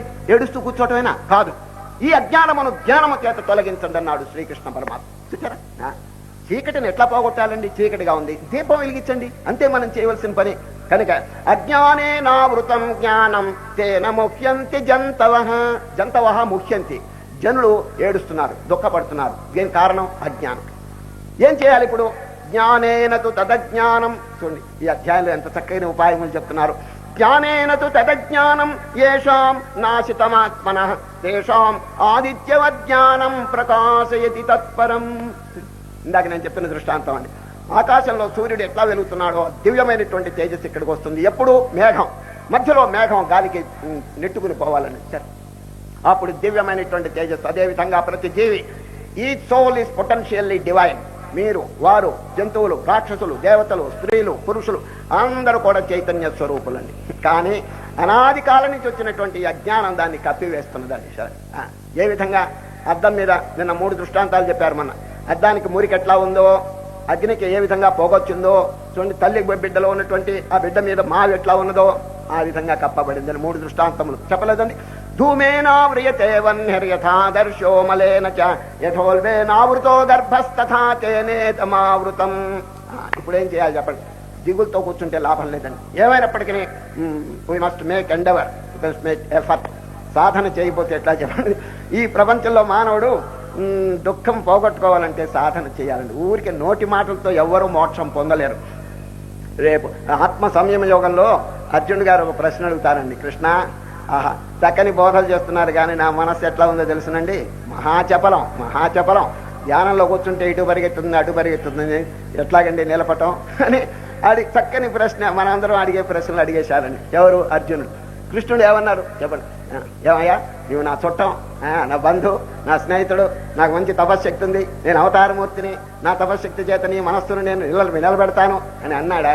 ఏమన్నా ఆ మాట అన్నారండి? లేదు. వంగ తోటలో బావా అని అనొద్దన్నాడు, అంతేనండి. ఇంకేం? నువ్వు ఎక్కడైనా బావను కానీ వంగ తోటలో అనబాక. నీ మనస్సు చెప్పలేం కాబట్టి నేనేం చేసేదయ్యా? ప్రాక్టీస్, రెనౌన్సియేషన్, వైరాగ్యము, అభ్యాసం.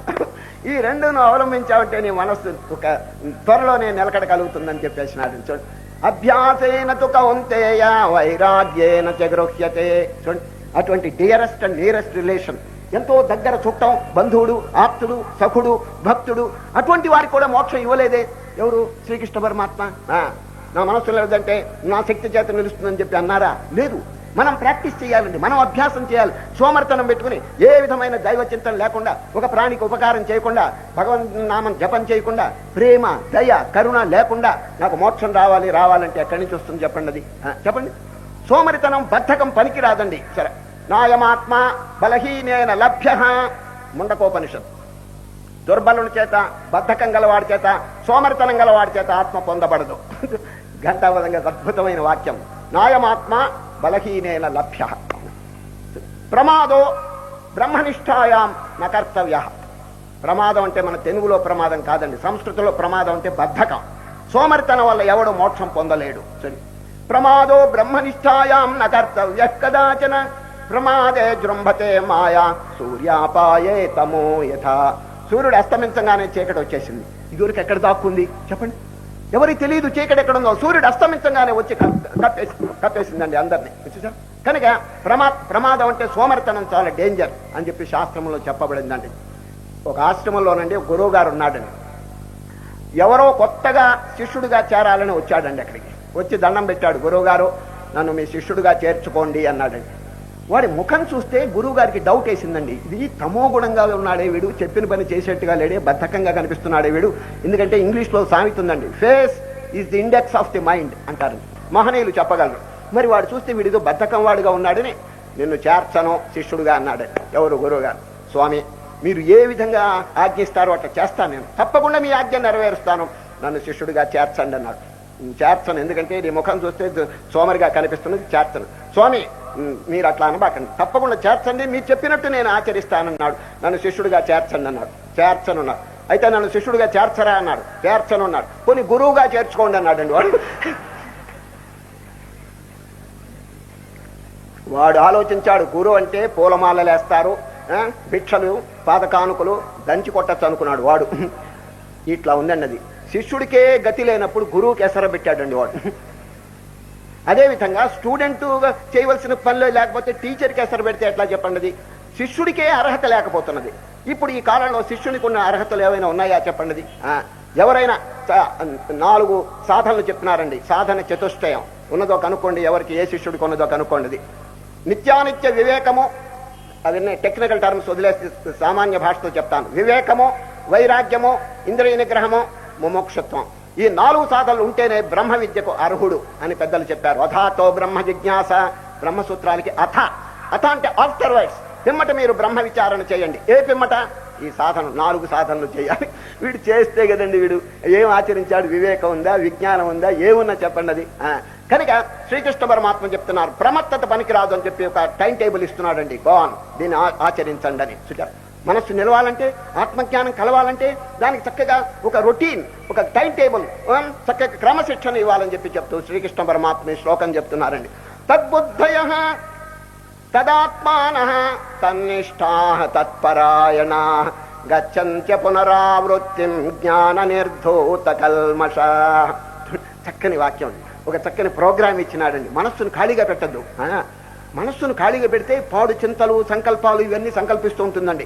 అంచేత కృష్ణ పరమాత్మ give it some spiritual work or divine work or any work, ప్రాపంచికమైన పనులైనా ఇవ్వండి.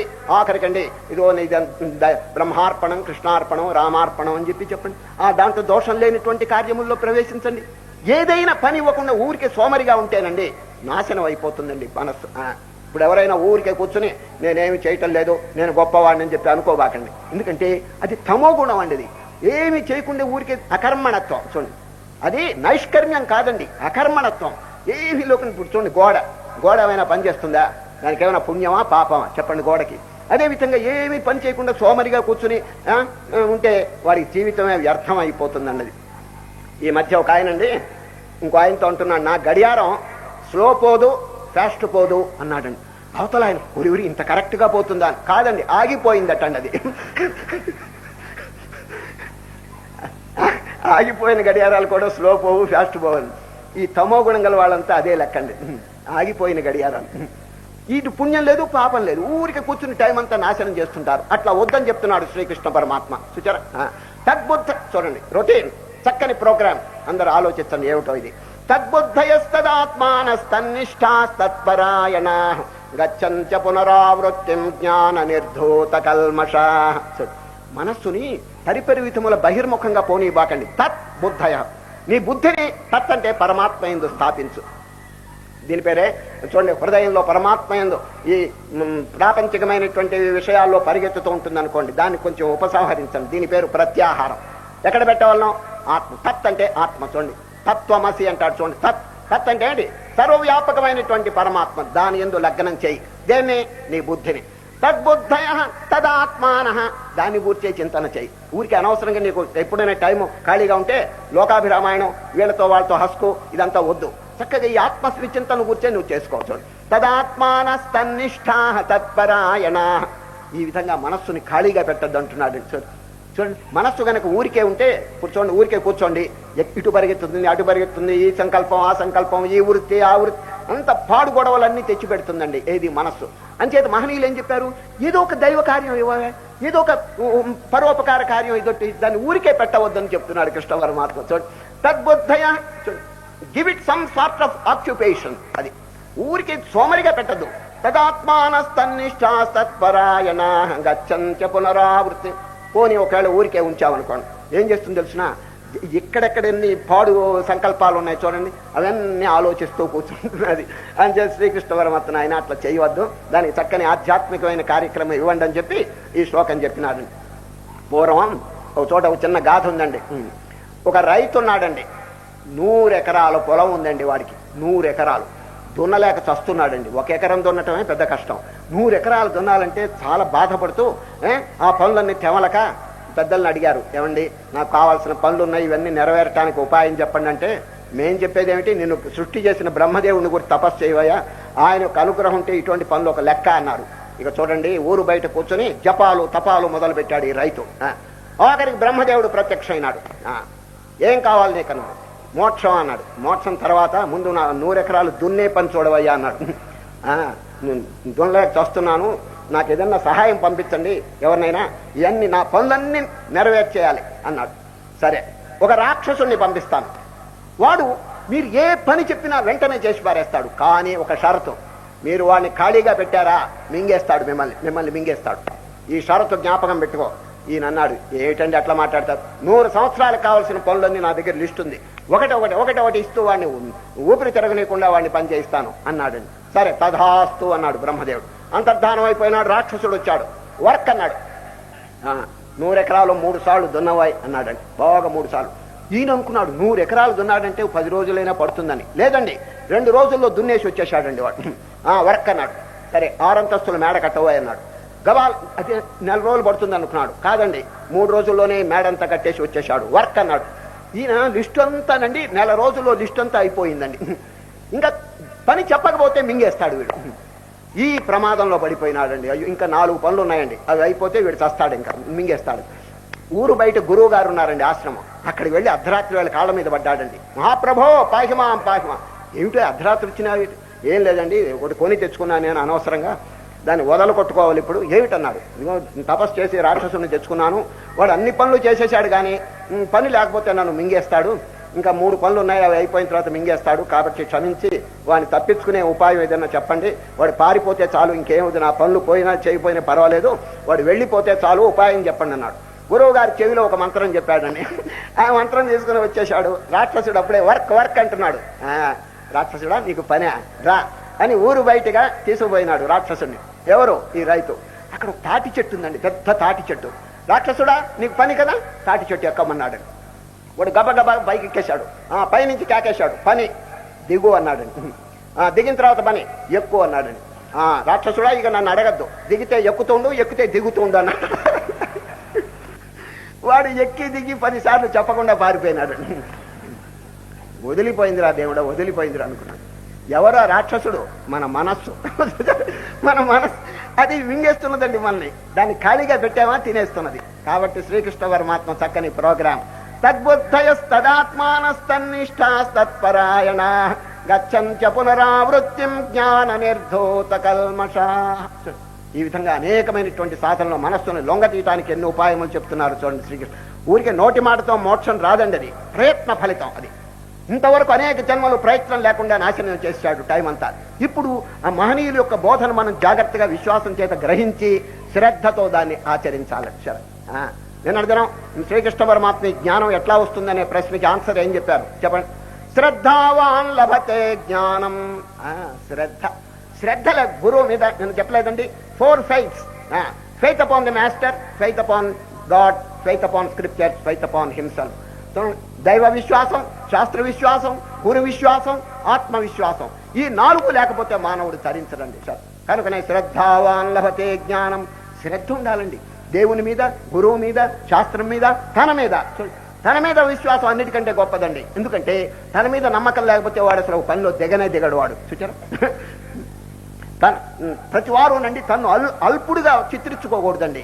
ఎందుకంటే అఖండమైనటువంటి చైతన్యం తనలో ఉన్నది. ఏమండి నేను అల్పుడును, నా జాతి తక్కువ, నా కులం తక్కువ, నేను స్త్రీని, నాకు అధికారం లేదు, నాకు శక్తి లేదు, ఇట్లా ఎప్పుడు అనుకోవద్దండి. సరే, ఆ లోపల ఉన్నటువంటి శక్తి అద్భుతమైన డైనమిక్ పవర్ అన్నది. దాని గురించి మనం చక్కగా చింతన చేయాలన్నది. బలహీనుడను నేను అని తలంచుచు నీవు పరితపించకువోయి మనస, శక్తులన్నీయు నీలోని కలవంచు భావించి ధైర్యంబు చేయబట్టు మనస.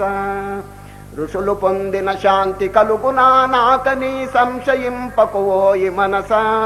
అభ్యాస వశమున సర్వులకు మోక్షంబు సమకూరు ధరణిలో మనస.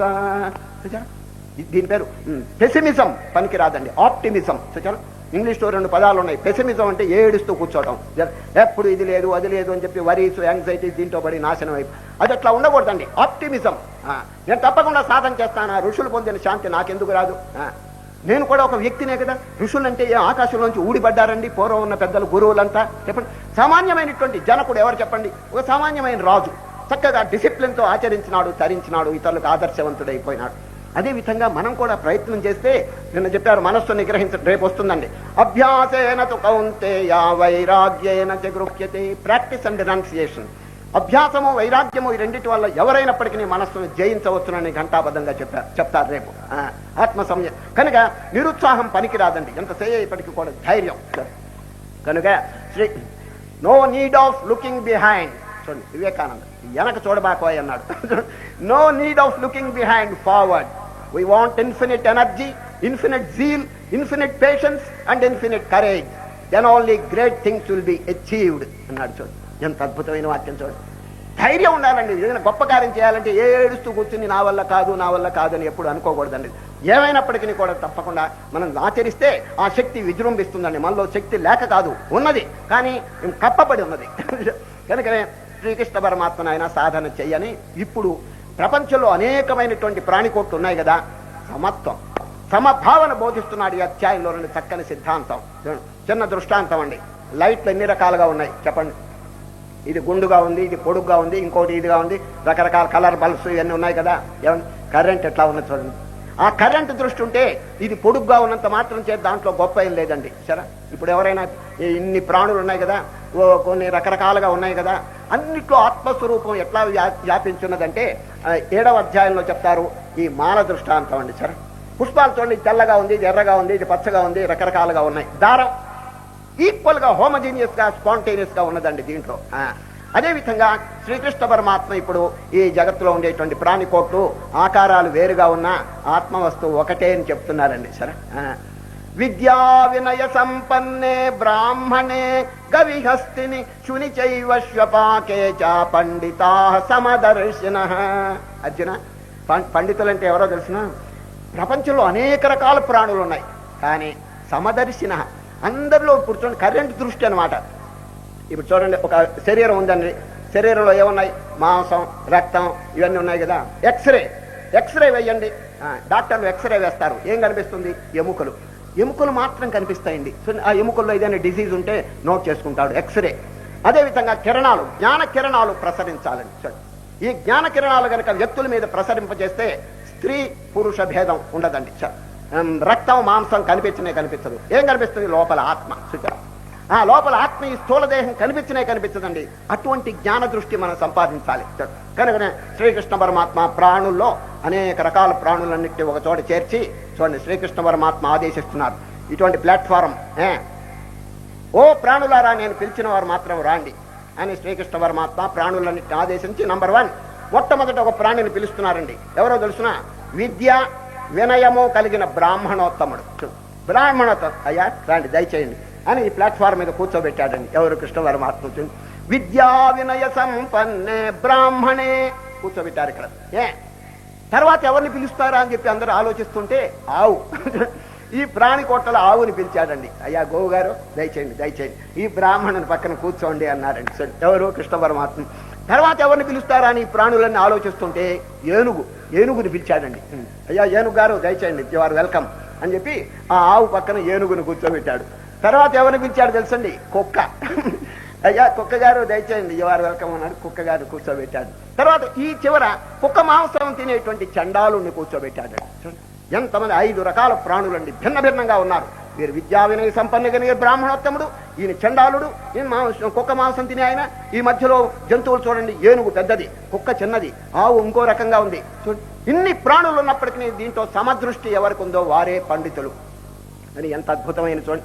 విద్యా వినయ సంపన్నే బ్రాహ్మణే గవిహస్తిని శుని చైవశ్వపాకే చ పండితా సమదర్శిన. చూడండి, సమదృష్టి కలిగి ఉండ. అప్పుడు ఏమవుతుంది దాని ఫలితం? ప్రేమ, దయ, కరుణ. చూడండి, వాడిని కొడతాడా ఎప్పుడైనా వాడు? చెప్పండి. ఎందుకు? అక్కడ ఉన్నటువంటి ఆత్మ ఇక్కడే వెలుగుతున్నప్పుడు ఎట్లా వాడి మీద ద్వేషం ఉంటుంది చెప్పండి? అది ఉపనిషత్తులు ఇదే విధంగా గంభీరంగా చెప్తున్నాయి. యస్మిన్ సర్వాణి భూతాని ఆత్మైవాభూత్ విజానతః తత్ర కో మోహ కశోక ఏకత్వమనుపశ్యతః. ఏకత్వాన్ని చూసేవాడికి ఇంకా భిన్నత్వం ఎట్లా ఉంటుంది, ద్వేషం ఎట్లా ఉంటుంది? చూడండి, ఒక దేశం ఇంకో దేశాన్ని కబళిస్తున్నాయి, ఒక ప్రాణి ఇంకొక ప్రాణిని బాధ పెడుతున్నాడు. పేపర్లో చూడండి ఎన్ని హత్యలు, ఎన్ని ఘోరాలు జరుగుతున్నాయి. దీనికన్నిటి కారణం ఏమిటి చెప్పండి? వాడు వేరు వీడు వేరు అని గోడలు కట్టుకుంటున్నారు. ఈ డిఫరెన్స్ వల్ల మానవుడికి అపకార బుద్ధి కలుగుతున్నదండి. లేదే, ఒకే స్వరూపంలో ఈ చెయ్యి వచ్చి ఈ చెయ్యి నెట్టా కొడుతుంది. విశ్వరూపంలో ఒక అవయవం ఇంకొక అవయవాన్ని కొడుతుందా చెప్పండి? ఇది కనుక అన్ని ఈక్వల్ గా ఎప్పుడు మనకి తెలుస్తుందంటే ఒక్కటే unity. Although there is diversity in the universe, there is unity అనేటువంటి సత్యం మనకి అవగాహన కావాలి. అందుచేత శ్రీకృష్ణ పరమాత్మ చక్కని దృశ్యం చూపిస్తున్నాడండి. చిన్న దృష్టాంతం చూడండి. ట్యూబ్ లైట్ ఎంత పొడుగ్గా ఉందో చూడండి, పొడుగు లైటు. ఇంకోటి ఏమో గుండుగా ఉంది. సరే, ఇప్పుడు మీలో ఎవరైనా పొడుగ్గా ఉంటే ఆయన ట్యూబ్ లైట్ అండి, ఆయన ట్యూబ్ లైట్. ఎవరైనా గుండుగా ఉంటే ఆయన డూమ్ లైట్ అండి. రకరకాల చీరలు కడితే కలర్ బల్బ్స్ అండి వీళ్ళంతా. ఏమిటి ఇంతే కదా? అయ్యా నేను గొప్పవాడిని, నా రంగురంగు చీరలు ఉన్నాయి, నేను పొడుగువాడిని అంటే కరెంట్ ఆగిపోతే బల్బ్ ఏమవుతుందండి? కొంచెం ఆలోచించండి. కరెంట్ ఉన్నంత వరకు పొడుగు పొట్టి, కరెంట్ ఆఫ్ అయిపోతే ఈ పొడుగులు ఏమైనా ఉపయోగిస్తాయో చెప్పండి? లేదు కదా. అదేవిధంగా నేను పండితుణ్ణి, నేను జ్ఞాని, నేను ధనవంతుణ్ణి, నేను సౌందర్యవంతుణ్ణి, ఏమండి ఎంతకాలం ఉంటాయి చెప్పండి? అది కనుక నేను శ్రీకృష్ణ పరమాత్మ భగవద్గీతలో నుండి దీన్ని దూరంగా నెట్టేసేయండి. ఇవన్నీ కూడా ప్రాపంచికమైనటువంటి విషయాలు. సరే, మనస్సును అంతర్ముఖం చేసి పరమాత్మలో స్థాపించండి. ఎంత ఆనందం కలుగుతుందండి చూడండి. కనుక నేను గొప్పవాడిని చెప్పి ఎప్పుడు విర్రవేయకూడదు. ఇవన్నీ కూడా ఇవాళ వస్తాయి రేపు పోతాయండి. ఇది పాఠ్యమైనటువంటి గొప్పతనాలన్నీ ఇవన్నీ అంటించుకున్నటువంటివండి. ఇవన్నీ నిలవు, ఎల్లకాలం నిలవు. దానికి శాశ్వతమైనటువంటి వస్తువు ఏదో దాన్ని మాత్రం మనం పట్టుకోవాలండి. గర్వము, అహంకారము వద్దని చెప్పి పెద్దలు చెప్పటం లేదు. మాకురు అంటే మీకు గర్వం చేయబాక, కలిగి ఉండబాక. మాకురు ధనజన యౌవన గర్వం హరతి నిమేషాత్ కాల సర్వం. శంకరాచార్యులు వారు చెప్పారు, నాయన ఎందుకు వచ్చిన అహంకారం నీకు చెప్పు, ఎన్నాళ్ళు ఉంటావు నీవు? కారే రాజులు చూడండి, ఎంతమందో రాజులు పుట్టారు, ఏమిటో చేశారు, ఆఖరికి ఏమైపోయినారు? దుమ్ములో కలిసిపోయినారండి వాళ్ళంతా కూడా. కనుక మాకురు ధనజన యౌవన గర్వం హరతి నిమేషాత్ కాల సర్వం. కాలగర్భంలో అంతా ఒక నిమిషంలో నాశనం అయిపోతారు, జాగ్రత్త. ఆనాడు హిరణ్యకశిపుడు ఏమైపోయినాడు, హిరణ్యాక్షుడు ఏమైపోయినాడు, దుర్యోధనుడు ఏమైపోయినాడు చెప్పండి? మాకురు చేయబాకది గర్వం. ఎందుకంటే మాకురు ధనజన యౌవన గర్వం హరతి నిమేషాత్ కాల సర్వం. మాయామయమిద మఖిలం హిత్వా బ్రహ్మపదం త్వం ప్రవిశ విదిత్వా భజ గోవిందం భజ గోవిందం భజ గోవిందం మూఢమతే.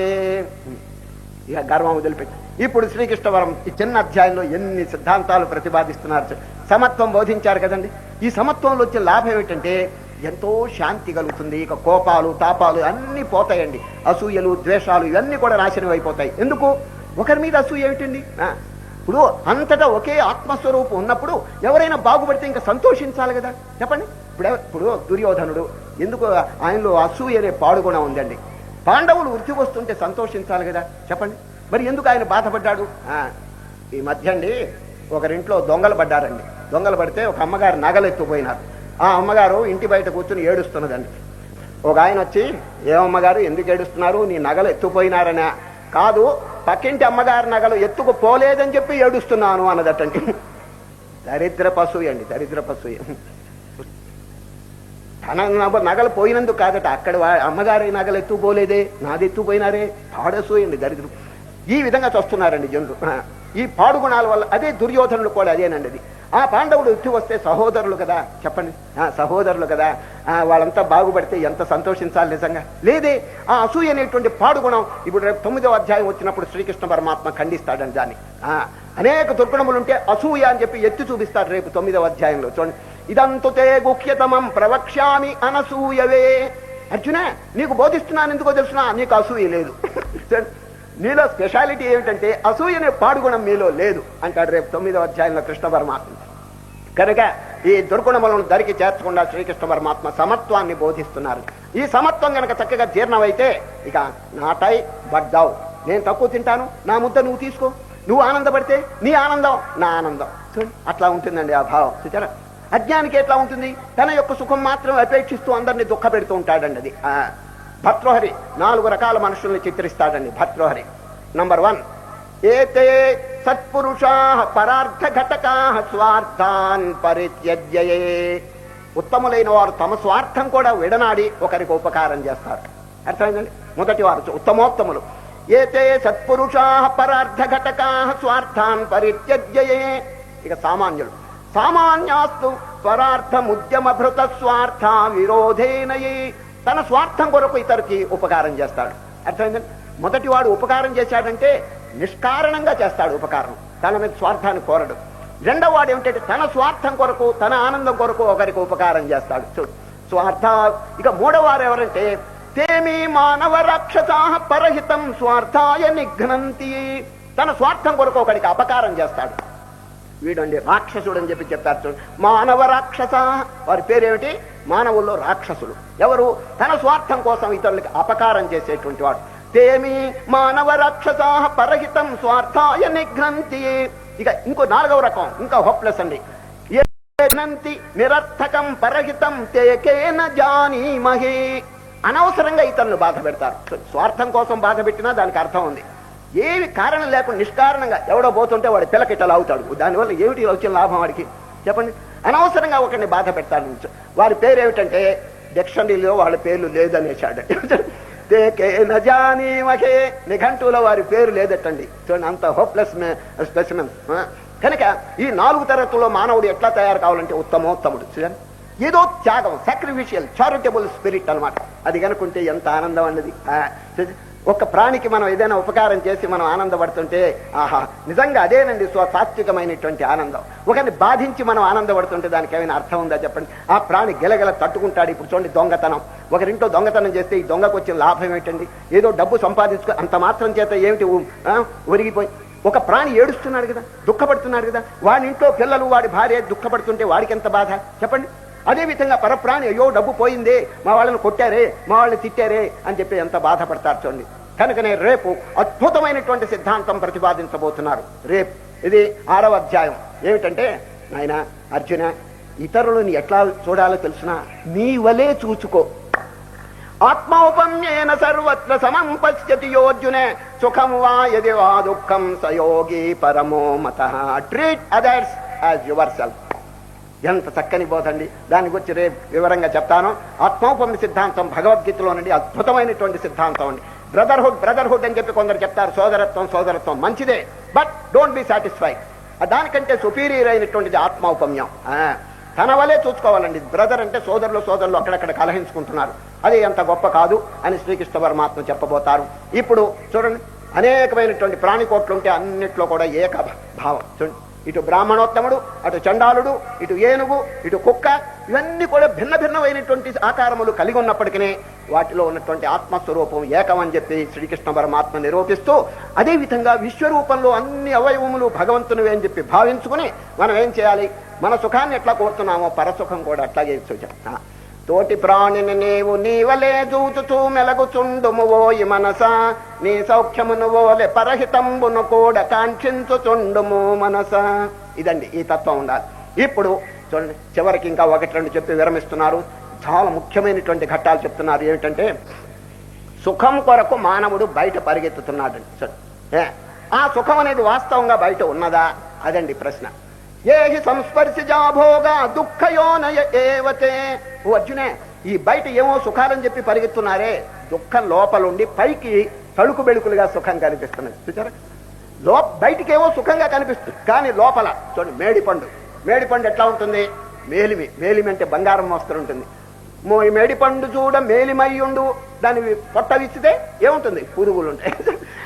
అదేవిధంగా ఈ రాజసిక, ఈ ప్రాపంచిక సుఖాలన్నీ కూడా అట్లాగే ఉంటాయి. దాని వెంట ఎవరు మహనీయులు పరిగెత్తరు అంటున్నాడు. ఏహి సంస్పర్శజా భోగా దుఃఖయోనయ ఏవతే ఆద్యంతవంత కౌంతేయ నతేషు రమతే బుధః.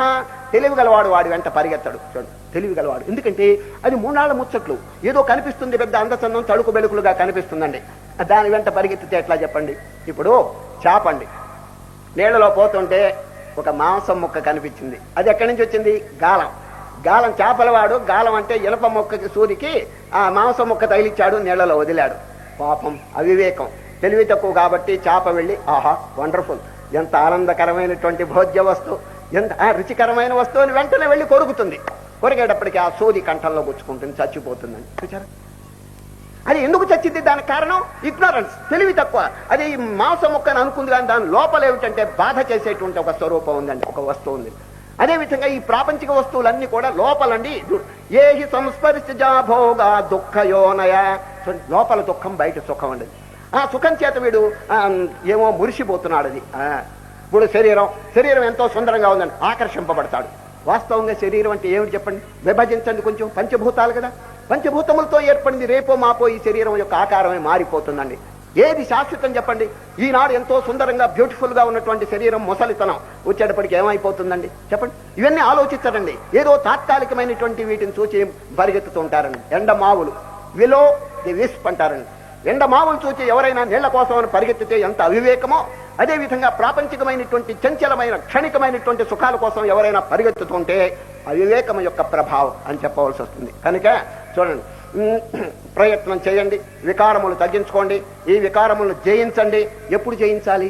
శరీరం పడటానికి పూర్వమే. చూడండి, కామక్రోధోద్భవం చూడండి. శక్నోతి హైవయస్సోఢుం ప్రాక్ శరీర విమోక్షణాత్. Please underline. ఈ కామము, క్రోధము, వీటి యొక్క వికారములను ఎప్పుడు అరికట్టాలంటే ఎప్పుడు? ప్రాక్ శరీర విమోక్షణాత్, శరీరం పట్టడానికి పూర్వమే, అంటే చచ్చిపోవటానికి పూర్వమే. మరి చావు ఎప్పుడు వస్తుందో ఎవరికి తెలుసు? మనకి గ్యారంటీ లేదు కదా. కాబట్టి దేర్ ఫార్ ప్రిపేర్ ఆల్వేస్. అది యమధర్మరాజు ఎప్పుడు వస్తాడో తెలియనప్పుడు ఎంత శీఘ్రంగా దానికోసం మనం జయించడానికి ప్రయత్నం చేస్తే అంత మంచిదండి. మృత్యువును జయించాలండి. ఇప్పుడు యముడు అంటే మృత్యువు కోసం అందరూ భయపడుతున్నారు కదా. శంకరాచార్యులు వారు ఏం చెప్పారు తెలుసండి? నాయన, ఎందుకు భయపడతావు? అసలు మృత్యు యొక్క కాంటాక్టే నీకు లేకుండా చేసేటువంటి ఉపాయం ఉన్నదన్నాడండి. ఎవరు? శంకరుడు. ఏడు తెలుసునా? భగవద్గీత కొద్దిగా చదవయ్యా, ఆ చదివింది జీర్ణం చేసుకోవయ్యా, ఇక యముడితో నీ కాంటాక్ట్ లేదనేసినాడండి. చూడు, భగవద్గీత కించిదధీత గంగా జలలవ కణికా పీత సకృదపి ఏన మురారి సమత్య తస్య కరోతి యమోపి న చర్చాం భజ గోవిందం భజ గోవిందం భజ గోవిందం మూఢమతే. కించిత్, కొంచెం చదివిన భగవద్గీత ఇక యముడితో సంబంధం లేదంటాడు. చూడు, ఎందుకు మనం ట్రై చేయకూడదు? భగవద్గీతను కొద్దిగా చదువుకుని ఆచరణలో పెట్టుకుంటే ఇంకా యమధర్మరాజు ఏంటండి? వీడే సచ్చిదానంద ఆత్మస్వరూపుడైతే ఇంకా యముడు అనేవాడు దేహంతో సంబంధం అండి. సరే, దేహాన్ని పుట్టిస్తాడు, దేహాన్ని చంపిస్తాడు, దానికి సంబంధించింది కదా, కాలానికి సంబంధించింది. వీడు కాలకాలుడైనటువంటి పరమాత్మ యొక్క పాదములు ఆశ్రయిస్తే ఇంకా కాలును చూచిన భయం ఏమిటి? మార్కండేయుడు మోస్తరు. చూడండి, చంద్రశేఖరమాశ్రయే మమ కింకరిష్యతి వై యమః. కనుక కాలకాలుడుగా, అంతకాంతకుడుగా మనం తయారై ఆ పాదపద్మములు మనం ఆశ్రయించాలని. అప్పుడు ఈ యమునితో మనకి చర్చ అనవసరం. అది సరే, తప్పకుండా ఈ చర్చని సామాన్యులకు వచ్చి తీరుతుందండి. సరే, యముడు గారు అంత్యకాలం వచ్చినప్పుడు ప్రశ్న అడుగుతారండి చాలా మందిని. ఏం ప్రశ్న తెలుసండి? నీ జీవితంలో నువ్వు ఏమైనా సత్యమును ఆచరించినావా? జవాబు చెప్పడానికి ఇప్పటి నుంచే సిద్ధపడాలండి. నువ్వేమైనా అహింసను ఆచరిస్తున్నావా? నువ్వేమైనా అపకారం చేయకుండా ఉన్నావా? ఎవరిని మోసం చేయలేదు కదా? ఇటువంటి విషయాలు అడిగినప్పుడు దానికి రిప్లై ఇవ్వడానికి ఇప్పటి నుంచే కొంచెం జాగ్రత్త పడాలండి. అది జీవితంలో కనుక అబద్ధాలు, మోసాలు, కపటాలు ఇవన్నీ చేస్తే యమధర్మరాజు అడిగిన ప్రశ్నకి ఏమి సమాధానం చెప్పబోతాం? నీలో సత్యం ఉన్నదా? అహింస ఉన్నదా? లేదు లేదు లేదు అంటుంటే వారు ఊరుకుంటారా చెప్పండి? ఈ మధ్య ఒక ఆయనండి ఒక పట్టణంలో ఒక వర్తకుడు బోర్డు కట్టాడండి. ఇచ్చట ఆహార పదార్థములు అమ్మబడును అన్నాడండి. ఒక ఆయన అట్లా పోతూ చదువుకున్నాడు బోర్డు. ఏమయ్యా, 1 కేజీ బియ్యం ఇవ్వయా అన్నాడు. బియ్యం లేవు అన్నాడు. పోనీ ఒక 1/2 కేజీ మిరపకాయలు ఇవ్వయా. మిరపకాయలు లేవు అన్నాడు. సరే, పోనీ ఉప్పు కొంత ఇవ్వవయ్యా అన్నాడు. ఉప్పు లేదు అన్నాడు. ఆఖరికి ఏది అడిగినా లేదు లేదంటుంటే ఏమయ్యా, కొట్టు తాళం వేసుకుని ఇంటికి పోకూడదా అన్నాడు. తాళం లేదు అన్నాడండి వాడు. రేపొద్దున యమధర్మరాజు నీలో సత్యం ఉన్నదా? లేదు. అహింస ఉన్నదా? లేదు. మరి ఆయన ఊరుకుంటాడండి? మెళ్ళో పాశం వేసి ఈడ్చుపోతాడండి. ఎందుకు వచ్చిన గ్రహచారం చెప్పండి? కనుకనే శ్రీకృష్ణ పరమాత్మ జీవించున్నప్పుడే ప్రాక్ శరీర విమోక్షణాత్ శక్నోతి హైవయస్సోఢం ప్రాక్ శరీర విమోక్షణాత్ కామక్రోధోద్భవం వేగం. నాయన, వేగం, వెలాసిటీ. ఈ కామానికి క్రోధానికి ఒక ఫోర్స్ ఉన్నదండి, వెలాసిటీ. ఇప్పుడు చూడండి, నదీ ప్రవాహం కనుక జోరుగా వస్తే ఒడ్డునున్న చెట్లన్నీ పడిపోతాయండి. సరే, చెట్లన్నీ కింద నాశనం అయిపోతాయి. ఇళ్ళు కనుకుంటే ఇళ్ళు కూడా పడగొట్టేస్తుంది. మన గోదావరి చూడండి, బ్రహ్మాండం భీకరంగా వచ్చేసింది, అన్ని ఇళ్ళు నాశనం అయిపోయి. అదేవిధంగా వేగం, దీని వేగం కామ క్రోధ ఈ దుర్గుణాలు ఉన్నాయి చూడండి, ఆ వేగాన్ని కొంచెం అరికట్టవయ్యా అంటున్నాడు శ్రీకృష్ణ. శక్నోతి, ఎవరు తన యొక్క శరీరం పడిపోవటానికి పూర్వమే ఈ కామక్రోధాదుల యొక్క వేగాన్ని అరికడతారో, కామక్రోధోద్భవం వేగం సయుక్త ససుఖీ నరః, అతడు సుఖవంతుడు. పూర్ణమైనటువంటి సుఖం అతను మాత్రమే పొందగలడు. ఇప్పుడు ఇంకొక రహస్యం బోధించి ఈ అధ్యాయం పూర్తి చేస్తున్నారు. ఏమిటంటే, ప్రపంచంలో సుఖాలు దుఃఖాలు మానాలు అవమానాలు ఇవన్నీ కలుగుతూ ఉంటాయండి. వీటిని కేర్ చేయవద్దంటున్నాడండి శ్రీకృష్ణ పరమాత్మ. నా ప్రహృష్యేత్ ప్రియం ప్రాప్య, ఎవరో వచ్చి నేను బాగా స్తోత్రం చేశాడు అనుకో, ఎట్లా అయిపోతాడు చెప్పండి? అప్పుడు ఉబ్బిపోతాడు, ఆ కుర్చీ పట్టడండి వాడు, ఇంతలా ఎక్కుతాడు. ఎవరైనా స్తోత్రం చేస్తే, ఎవడైనా తిట్టాడు అనుకోండి ఇట్లా అయిపోతాడు, సన్నగా స్కెలిటన్ మోస్తరు అవుతాడు. ఎందుకయ్యా వాటి మీద ప్రభావితుడు కాబాక అని అంటున్నాడు చూడండి. న ప్రహృష్యేత్ ప్రియం ప్రాప్య నోద్విజేత్ ప్రాప్య చ అప్రియం. అప్రియం అంటే ఎవరైనా తిట్టినా ఎవరైనా కోపగించినా నువ్వేమి చెల్లించబాక. స్థిర బుద్ధి రసం ఓఢో బ్రహ్మ విద్బ్రహ్మణి స్థిత, స్థిరమైనటువంటి బుద్ధి కలిగి ఉండు. ఈ మానవమానములు శీతోష్ణములు కేర్ చేయదండి. Censure and praise are mere vibrations of the air అన్నాడండి ఒక మహనీయుడు చూడండి. సెన్సర్ అంటే తిట్టినా, ప్రైజ్ ఎవరైనా స్తోత్రం చేసినా, వైబ్రేషన్ ఆఫ్ ది ఎయిర్ గాలి తరంగాలు చూడండి. ఇప్పుడు ఎవరైనా మిమ్మల్ని స్తోత్రం చేశారనుకోండి, మీ చెవి దగ్గరికి ఏమొచ్చింది? సౌండ్ వేవ్, సౌండ్ వేవ్ అనమాట. వారు స్తోత్రం చేస్తే మన చెవిలో ఇంత మాత్రం చేస్తే ఉబ్బిపోవాలనా అంటున్నారు చూడండి. Censure and praise are mere vibrations of the air, గాలి తరంగాలు. ఈ గాలి తరంగాలకు మనం లోబడితే ఎంత బానిసలంగా ఉన్నామో చూడండి. మనం చూడండి, ఎప్పుడు మోసపోవద్దని చెప్తున్నారండి. ఇట్లా ఒక సభ జరుగుతుంటేనండి ఒక సాధువు గారు వచ్చి అక్కడ కూర్చున్నాడండి. ఒక సాధు, ఆ సాధువు అంటే గిట్టని వాడు ఒకడు ఇంకో చోట కూర్చుని ఆ సాధువుని తెగ తిడుతున్నాడండి. సభలో తెగ తిట్టేస్తున్నాడు. ఈ కాషాయం కట్టుకున్న సాధువు ఒక ఆయన కూర్చున్నాడండి. ఆయన అంటే గిట్టని వాడు తెగ తిడుతున్నాడండి సాధువుని. తిడుతుంటే ఆయన వింటున్నాడు కానీ చెల్లించలే.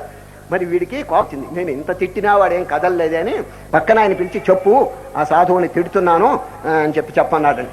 ఈయన వెళ్ళి, సాధువు గారు మిమ్మల్ని తిడుతున్నట్టవాడని, నా పేరు పెట్టి ఏం తిట్టాడు, ఏదో తిడుతున్నాడు, నా పేరు చాలా మందికి ఉంటుందిలేండి, ఎవరిని తిట్టాడు అయితే నాకేం తెలుసు, ఏం పర్వాలేదు తిట్టని అన్నాడు అని చెప్పినాడు.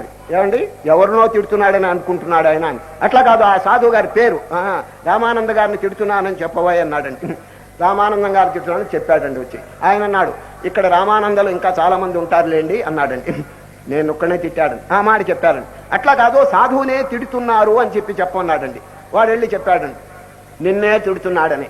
నాకు రెండు ఉన్నాయి, నా శరీరాన్ని తిడుతున్నాడా నా ఆత్మని తిడుతున్నాడా వెళ్ళి కనుక్కోమన్నాడండి. వీళ్ళు చెప్పి, ఏమయ్యా ఆయన శరీరాన్ని తిడుతున్నాడు అని చెప్పన్నాడు.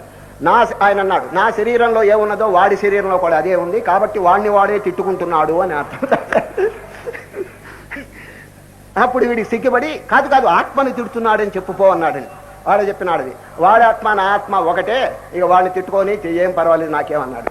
చూడండి ఎంత. కనుక ఈ నిందాస్తుతులు మానవులు పెద్దలు అసలు లెక్క చేయరండి. శ్రీకృష్ణ పరమాత్మ అదే చెప్తున్నారు.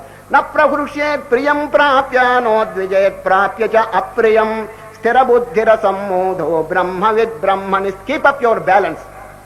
మనస్సుకు బ్యాలెన్స్ ఉండాలండి, ఈక్విలిబ్రియం మెయింటైన్ చేయాలండి. ఇటు వంగనం అట్లా ఉంటే ధ్యానం సరిగా కుదరదండి.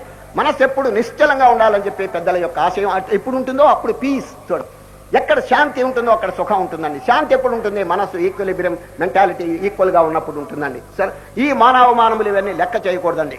ఒక చోట జరిగిన విషయం చెప్పి నేను విరమిస్తున్నాను. ఒక పట్టణంలో హరికథ, ఒక ఆయన్ని పిలిపించారండి హరికథకి. ఆయన ఎవరో తెలుసండి, ఆ ప్రాంతంలోనే గొప్ప ఖ్యాతి పొందిన భాగవతారండి. ఆయన గనక హరికథ చెప్తుంటే తన్మయులైపోతూ ఉర్రూతలోగిస్తాడండి. ఎవరు? ఆ భాగవతారు. రాత్రి 8 గంటలకి ఇట్లాగే హరికథ చెప్తూ మొదలు పెట్టబోతున్నాడు. స్టేజ్ మీదకి ఎక్కాడు. లైట్లన్నీ చక్కగా వెలుగుతున్నాయి. 100 మంది గ్రామస్తులంతా వచ్చి అక్కడ కూర్చున్నారండి. సరిగా హరికథ మొదలు పెడుతుంటే, ఈయన చాలా గొప్పవాడు కదండి, ఈయన ఘనమైనటువంటి సన్మానం చేయాలని సన్మాన సంఘం వాళ్ళు, ఒకటి కమిటీ వాళ్ళు ఏం చేశారు తెలుసండి, అందరికీ వేసినట్టు చిన్న చిన్న పుష్పమాలలు వేస్తే ఎట్లా, ఈయనకి ఘనమైనటువంటి సన్మానం చేయాలని 50 రూపాయలు ఖర్చు పెట్టి ఒక మాల, పెద్ద పుష్పమాలండి, మనిషి అంత ఎత్తు పుష్పమాల తయారు చేసి స్పెషల్గా ఆర్డర్ ఇచ్చి చేయించారండి. అది ఎంత బరువు ఉందంటే ఈ ఆహ్వాన సంఘ కార్యదర్శి మొయ్యలేక అధ్యక్షుడు నెత్తి మీద పెట్టి తెస్తున్నాడండి. పెద్ద మాల తెస్తున్నాడు. ఈ పౌర హరికథ ఆయన చూచాడండి. ఆహా, వండర్ఫుల్ వండర్ఫుల్, నాకెంతమందో సన్మానం చేశారు కానీ ఇంత ఘన సన్మానం, ఇంత మాల ఇంతవరకు ఎవరు వేయలేదు. Today is the happiest day in my life అనుకున్నాడు. నా జీవితంలో ఇది పరమానందకరమైనటువంటి రోజు అని అనుకున్నాడండి. నెమ్మదిగా వాళ్ళు మొయ్యలేక ఆ పుష్పమాలు తెచ్చి మెళ్ళలో వేశారండి. అందరూ షౌట్స్ కొట్టారండి. ఇక చూడండి, ఈయన హరికథ మొదలు పెట్టాడు.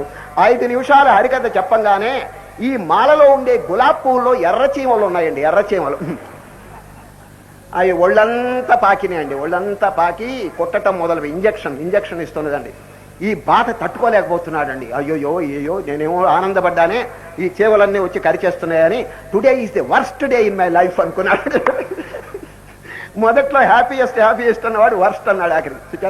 ఇదే శ్రీకృష్ణ పరమాత్మ. నాయన, ఎవరైనా పెద్ద ఆదరించినా నువ్వేమి పెద్ద ఎగిరి పడబాక, ఎవరైనా నిన్ను నిందించినా, నిన్ను అపకారం చేసినా దాని గురించి ఏం పట్టించుకోవద్దు. స్థిర బుద్ధిర సమ్మూఢో బ్రహ్మని స్థిత.